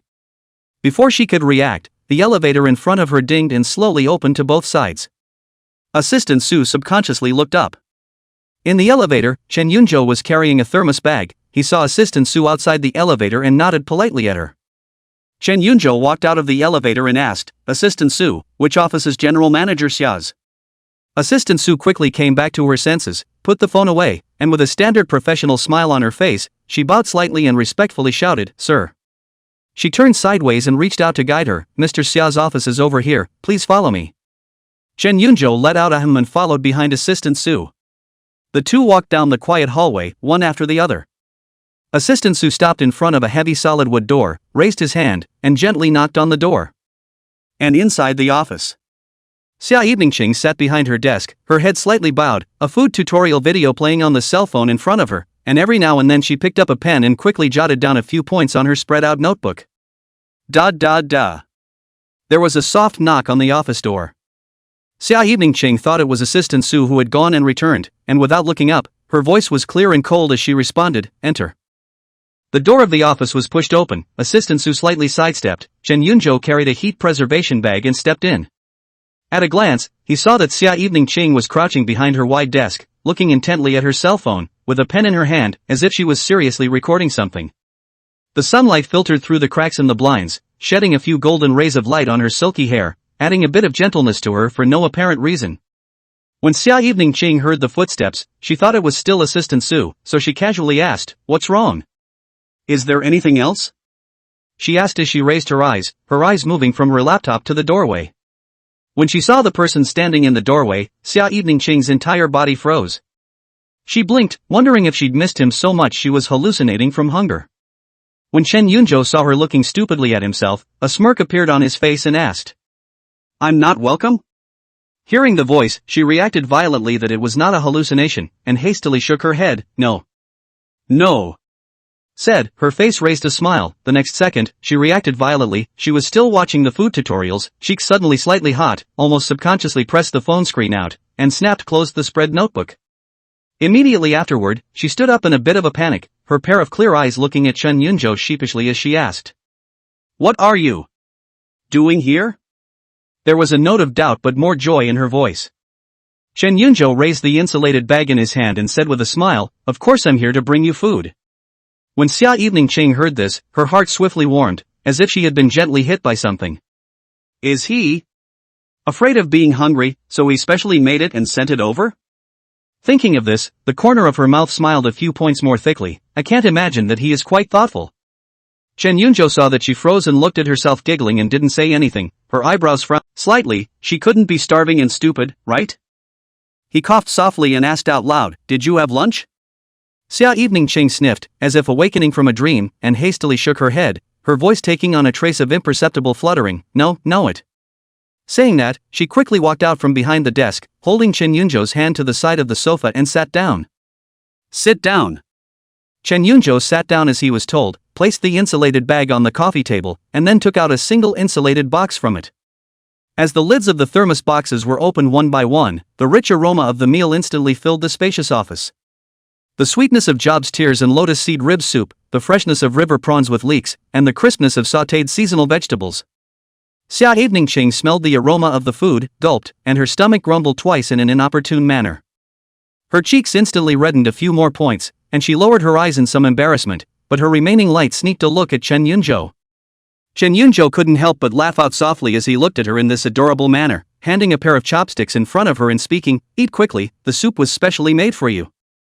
Xia Evening Ching took the chopsticks and was about to say something when Chen Yunjo's afterglow caught a glimpse of Assistant Su, who was still standing at the door.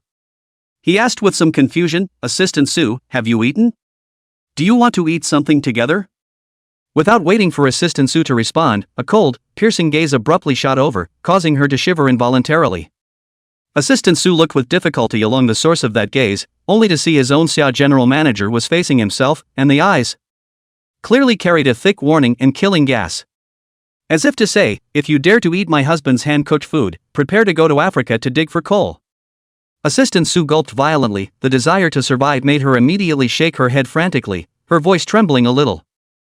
No need, sir, Mr. Xia, I still have work to take care of. No, you must eat. She gathered her smile, coldly lowered her face, and said, "If you don't eat it, then I won't eat it either." Chen Yunjo smiled helplessly as he spoke. Okay, I'll eat, okay? Saying that, he hastily picked up his chopsticks and took a bite of the rice. When Xia Evening Ching saw him eat, the corners of her mouth reared up with a smile, and she attentively gave him some more dishes. This shrimp is fresh, eat more. And this seasonal vegetable, try that too. Chen Yunjo looked at the higher and higher pile of dishes in the bowl and cried and laughed, "Enough is enough, you also eat quickly, if you clip it down again, the dishes will all be eaten up by me alone." Only then did Xia Evening Ching nod in satisfaction, picking up her own chopsticks and taking small bites. The sunlight poured through the window on the two of them, warm and still. It wasn't long before the two of them had their fill of food and drink. Chen Yunjo collected the dishes one by one and put them back into the insulated bag. Handing the loaded fruit to Xia Evening Harvest took it and picked up a grape and handed it to his mouth. Without thinking, Chen Yunjo opened his mouth and took the grapes into his mouth. The warm lips inadvertently touched Xia Evening Ching's delicate fingertips. Xia Evening Ching only felt a tingling sensation rapidly spreading from her fingertips to her entire body, and her mind instantly flashed back to the morning's kiss. Her face turned red like a ripe apple, and even the roots of her ears turned a lovely pink color. She retracted her hand in a panic and lowered her head, her long eyelashes fluttering gently, not daring to look at Chen Yunjo. When Chen Yunjo saw her inexplicably lower her head, he raised his eyebrows slightly and asked in some confusion, "What's wrong?" Xia Evening Ching gently shook her head, her voice as thin as a gnat, "No. Nothing." She picked up a grape as well and brought it slowly into her own mouth, the sweet, silky juice spreading through her mouth while her mind wandered. "Just now, like that, is it considered indirect kissing?" She hesitated and asked softly, "Have you told your aunt and uncle about us?" Chen Yunjo sniffed and turned his head to look at her, meeting her eyes with a hint of nervousness and anticipation. He smiled and said, "A little bit of perspective. At lunch today, talked to my dad. Said I had a girlfriend, a little older than me. Xia Evening Ching's heart lifted slightly, holding her breath as she waited for his next words. Chen Yunzhou looked at her nervous little appearance and deliberately paused before continuing, "They don't object." When Xia Evening Ching heard this, the heart that had been hanging in the air finally fell back steadily, and she let out a long sigh of relief.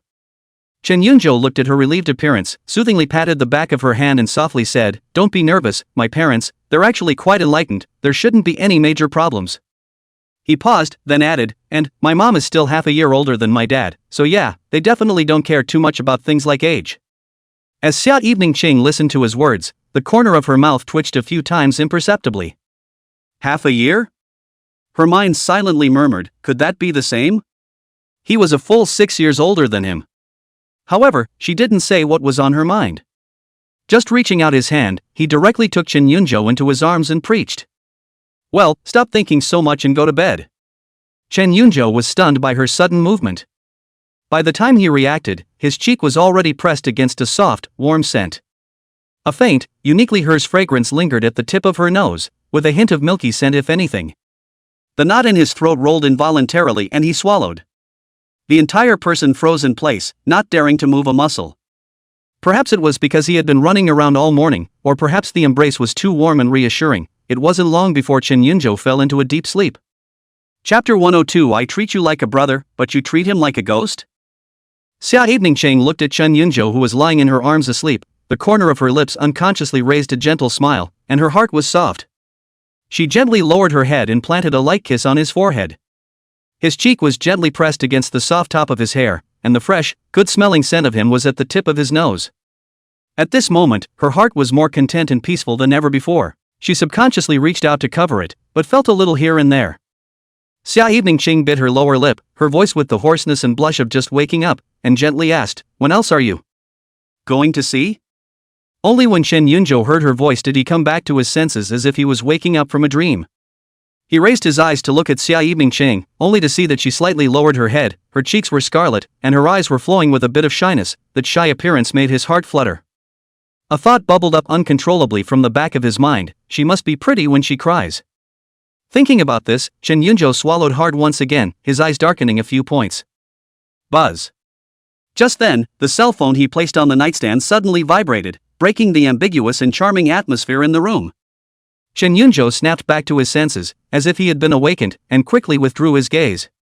Chen Yunzhou reached for his cell phone on the nightstand. As Xia Evening Ching looked at this pretense of composure on his part, the shyness under her eyes dispersed a bit, and the corners of her mouth uncontrollably raised a shallow, smug smile with a few hints of triumph.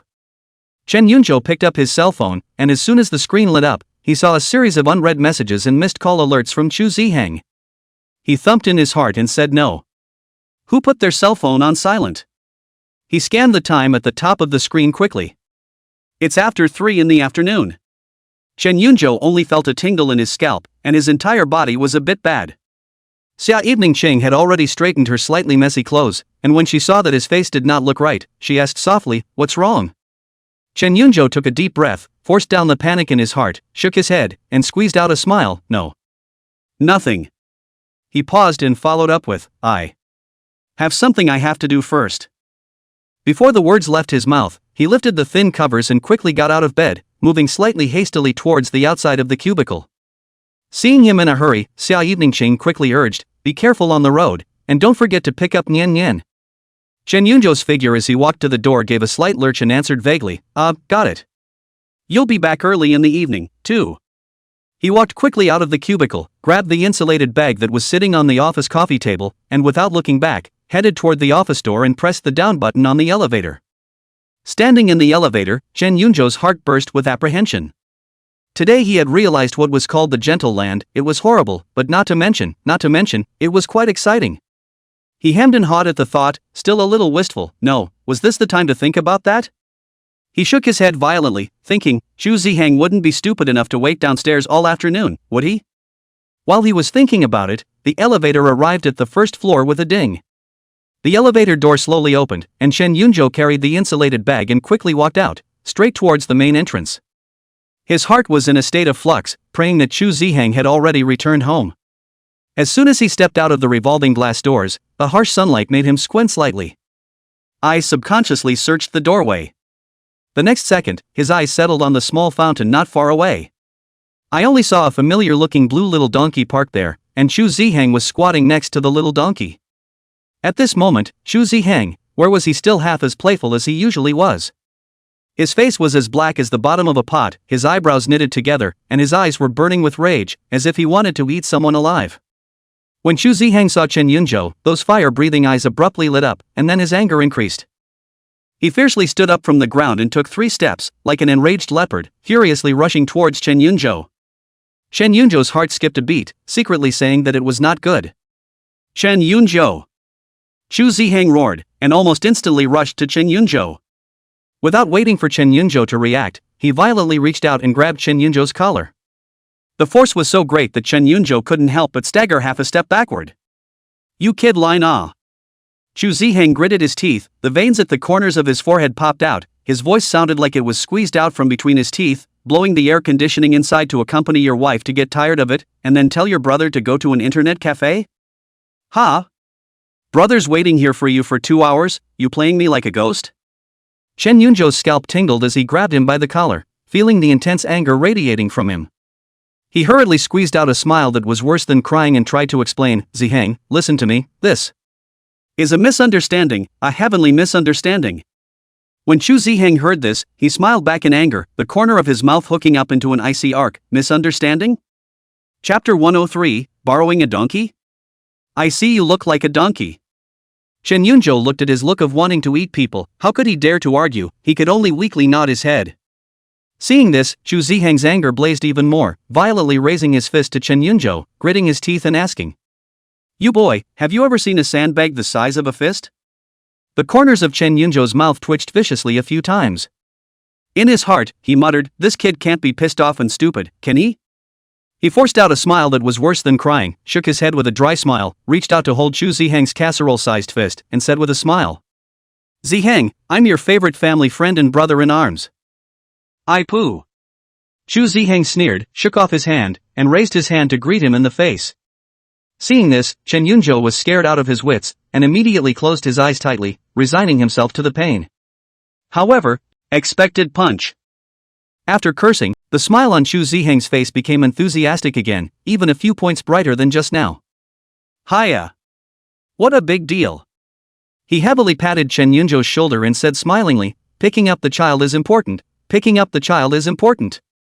Who are we to each other? We're all brothers, we're all family, this little thing, can my brother still not understand you?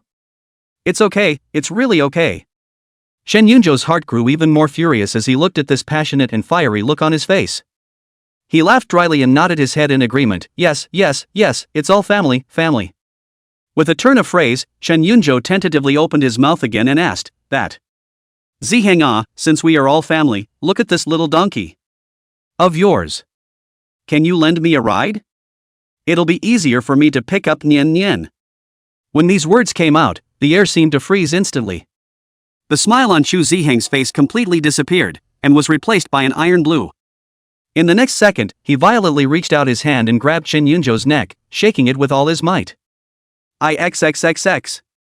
Chu Ziheng's forehead veins rippled, his face grimacing as he growled, Chen Yunzhou, you son of a, I've endured you for a long time. You dare to stomp on your nose, don't you? Ha! Still want to ride my little donkey? I see you look like a donkey.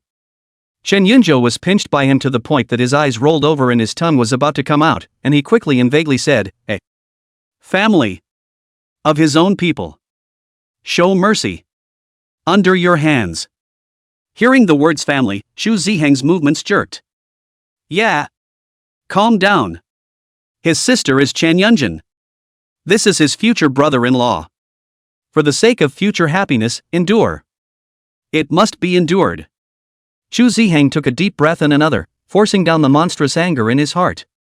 In the next second, he loosened his hand around Chen Yunzhou's neck. On his face, he miraculously piled up a warm and enthusiastic smile again, as if the Chu Ziheng who was about to kill someone just now was just an illusion. He wrapped his arm affectionately around Chen Yunzhou's arm, pulled out the key to the little donkey from his pocket, and shoved it into Chen Yunzhou's hand. Hey, Yunzhou, look at what you're saying, we're all brothers, what's the point of lending you a car? Take it and ride it, feel free to ride it. Don't be polite to me. If it's not enough, Brother will buy you a new one. Chen Yunzhou breathed heavily, looking at the key in his hand and then looking at Chu Ziheng's face that smiled brighter than a flower. His entire body was a bit confused. He subconsciously touched the back of his head. Did just hallucinate? But it's too real, isn't it? Chapter 104, What's that smell? Whose septic tank blew up? It stinks so bad. Not waiting for Chen Yunzhou to react, Chu Ziheng had already enthusiastically pulled him to the side of the tawdry little blue donkey. He picked up the helmet hanging on the handlebars and without a second thought, he put it on Chen Yunzhou's head. Wear it well. Chu Ziheng stood in place, his face still wearing that brilliant and somewhat hypocritical smile, waving his hand as he eyed Chen Yunzhou's departure. It was not until Chen Yunzhou's figure completely disappeared around the corner that the smile on his face abruptly converged cleanly. Mother or Chen Yunzhou? Chu Ziheng spat in the direction Chen Yunzhou left, his eyes sorrowful as he cursed in a low voice, "When I become your brother-in-law, let's see how I can clean you up. Today's account, let's slowly settle it later." After saying that, he grunted coldly and pulled out his cell phone from his pocket, skillfully unlocked the screen, tapped WeChat, and found that familiar name. He edited a message and sent it over, "Sister Yunjin, are you there?" After sending it out, a smirk appeared on his face. On the other hand, Chen Yunzhou rode the tawdry little blue donkey all the way to the kindergarten where Nian Nian was. When we arrived at the kindergarten gate, the sound of children laughing and playing was coming from inside, and it was not yet time for school to end. He parked the little donkey in the parking area at the entrance, found an empty spot, took off his helmet, looked around, and found an out-of-the-way corner to crouch in while he waited for Nian Nian to get out of school. At the same time, Xia Evening Qing left the company. She drove the beetle straight toward the nearby supermarket. Not long afterward, she stood in front of the well-stocked vegetable stand, a little torn for a moment after all. She couldn't just make one dish for dinner. The first thing she thought of was Nian Nian. The little girl's favorite food was barbecued ribs, so this dish was essential. Then she thought of Chen Yunzhou, but realized that she didn't seem to know his specific taste preferences. But on second thought, he doesn't usually seem to be a very picky eater, so I'm going to make a few more easy-to-follow home-cooked meals. A few moments later, Xia Evening Qing left the food market with a large bag full of ingredients contentedly and returned to the apartment. Carrying the dish into the kitchen, she first took out her phone and tapped on the tutorial. Then, it was time to tie on the apron and officially get busy. Half an hour slipped by. Xia Evening Qing stroked her chin, looking at the black, red, and yellow pile of unknown objects in the pot, and fell into a deep silence. She muttered, "Why? How is this nothing like the scrambled eggs with tomatoes in the video I watched?" While debating whether or not to take a bite, the alarm clock was set to go off. Looking at the time, it was almost 4 o'clock, and there was still half an hour left before Chen Yunzhou and Nian Nian should almost be home. Xia Eveningqing couldn't care less about the scrambled eggs with tomatoes in the pan, and hurriedly discharged them from the pan, then hurriedly prepared to deal with the next dish on her hands and knees. She looked at the large chunk of ribs on the counter and frowned again, muttering in a small voice. "These ribs, it shouldn't matter if you don't cut them, right? Time passes and the sun sets." Chen Yunzhou rode a small donkey, carrying Nian Nian, and slowly arrived under the apartment building. Nin jumped cheerfully from the back seat and stood firmly on the ground. She tilted her little face up, her eyes shining brightly as she looked at Chen Yunzhou and said with a few moments of anticipation, "Daddy, I want to eat scrambled eggs with tomatoes tonight." Chen Yunzhou smiled and touched her little head, gently agreeing, "Okay, if we Nian Nian wants to eat, Daddy will make it for you." Yay! Daddy's the best. Nian was so happy that she bounced in place, her smile brighter than the setting sun. Father and daughter joked and laughed as they walked into the flat together and took the elevator up. The elevator rose slowly, and the two reached the 8th floor. As soon as the elevator doors opened, an odd, if indescribable, smell wafted over. Chen Yunzhou frowned slightly and subconsciously sniffled, muttering under his breath. "Ha! What's that smell? Whose septic tank blew up? It stinks so bad." Nian Nian next to her also smelled it. She immediately wrinkled her little eyebrows, her other little hand that wasn't being held hurriedly covered her mouth and nose, and said in a jar, "Daddy, it stinks." Seeing his daughter's difficult appearance, Chen Yunzhou sighed and comforted, it's fine, we'll go home and it won't stink." He held Nian Nian and walked towards the entrance of his house. The closer he got to his home, the stronger the strange odor seemed to grow. Chen Yunzhou's heart was flooded with a hint of a bad premonition. He pressed the doorknob and turned the handle. Click. The door to the room opened in response. In an instant, a strong odor of charred and unidentified objects fermenting, even stronger than in the hallway, came violently raging through the door as if it had found a vent. Chapter 105. Are you sure you're talking like a human being? Vomit. Chen Yunzhou and Nian Nian bent over at almost the same time, letting out a dry retch. The odor, which was so strong that it seemed to carry a substantial impact, drilled hard into their nasal passages and went straight to their heads. Which one of the 1,000 knife bastards is so unethical as to blow up my family's septic tank? Chen Yunzhou covered his nose with one hand and held the wall with the other, his heart cursing angrily and his stomach turning over. Just then, Xia Evening Chang, wearing a cartoon-patterned apron and holding a wooden spatula in her hand, walked out of the kitchen. When she saw the father-daughter duo standing at the foyer with pained faces, bent over and dry heaving, a smile lifted up on her face and she said in a light voice, "Back?" Chen Yunzhou raised his head, and when he looked at Xia Evening Ching's appearance at the moment, his entire body froze. Only to see that her originally fair and pretty face was smoked black and yellow at some point, like a kitten that had just crawled out of a chimney. Coupled with the spatula in her hand, which seemed to have been through a vicious battle, and the apron she wore, which did not fit her temperament. His heart thumped, and an extremely ominous premonition arose. Nian Nian, who was standing beside him, also stared wide-eyed, her small mouth opened into an O shape. The expression on her face was the same as Chen Yunzhou's, full of unbelievable horror. Xia Evening Ching also seemed to have noticed the strange gazes of the father and daughter, her cheeks slightly flushed and a trace of undetectable embarrassment came through her smile. As if she suddenly remembered something, her eyes lit up and she said, "Oops, the ribs should almost be ready for the pot." After saying that, she couldn't care less about Chen Yunzhou and Nian Nian's reaction, and hurriedly turned around and ran back to the kitchen again, while shouting at them. "You guys go wash your hands and get ready to eat." The words fell, leaving only Chen Yunzhou and Nian Nian staring at each other in the foyer. Chen Yunzhou lowered his voice and asked, "Did you mess with her?" Nian shook her head vigorously, her little face full of innocence, then asked rhetorically, "Did you mess with her?" Chen Yunzhou followed suit and shook his head. He couldn't help but mutter in his heart, "It shouldn't be. At noon, wasn't she quite happy? Why can't you think of cooking?" In a few moments, the three of them were sitting around the table with 2 plates of food in front of them. Chen Yunzhou looked at a plate in front of him with a strange color, red piece of yellow piece, the shape of an object that is difficult to name, frowned tightly, carefully touched with the tip of the chopsticks. The thing does not move, hard and surprisingly. He swallowed hard, raised his head, looked at the expectant Xia Evening Ching, and asked, "What is this?" Xia Evening Ching's cheeks were slightly red with a bit of shyness as she spoke, "Tomato scrambled eggs." When these words came out, Chen Yunzhou and Nian Nian looked at each other in unison. Nian Nian's face wrinkled into a bun, eyes full of fear of unknown food, silently lowered his head, did not dare to look at the plate of scrambled eggs with tomatoes. Chen Yunzhou, on the other hand, fell into a deep silence. He really couldn't connect this pile of stuff in front of him with that home-cooked dish in his memory. Cough. Chen Yunzhou let out a dry laugh, cleared his throat, and turned his gaze to a nearby piece of meat in a stainless steel basin.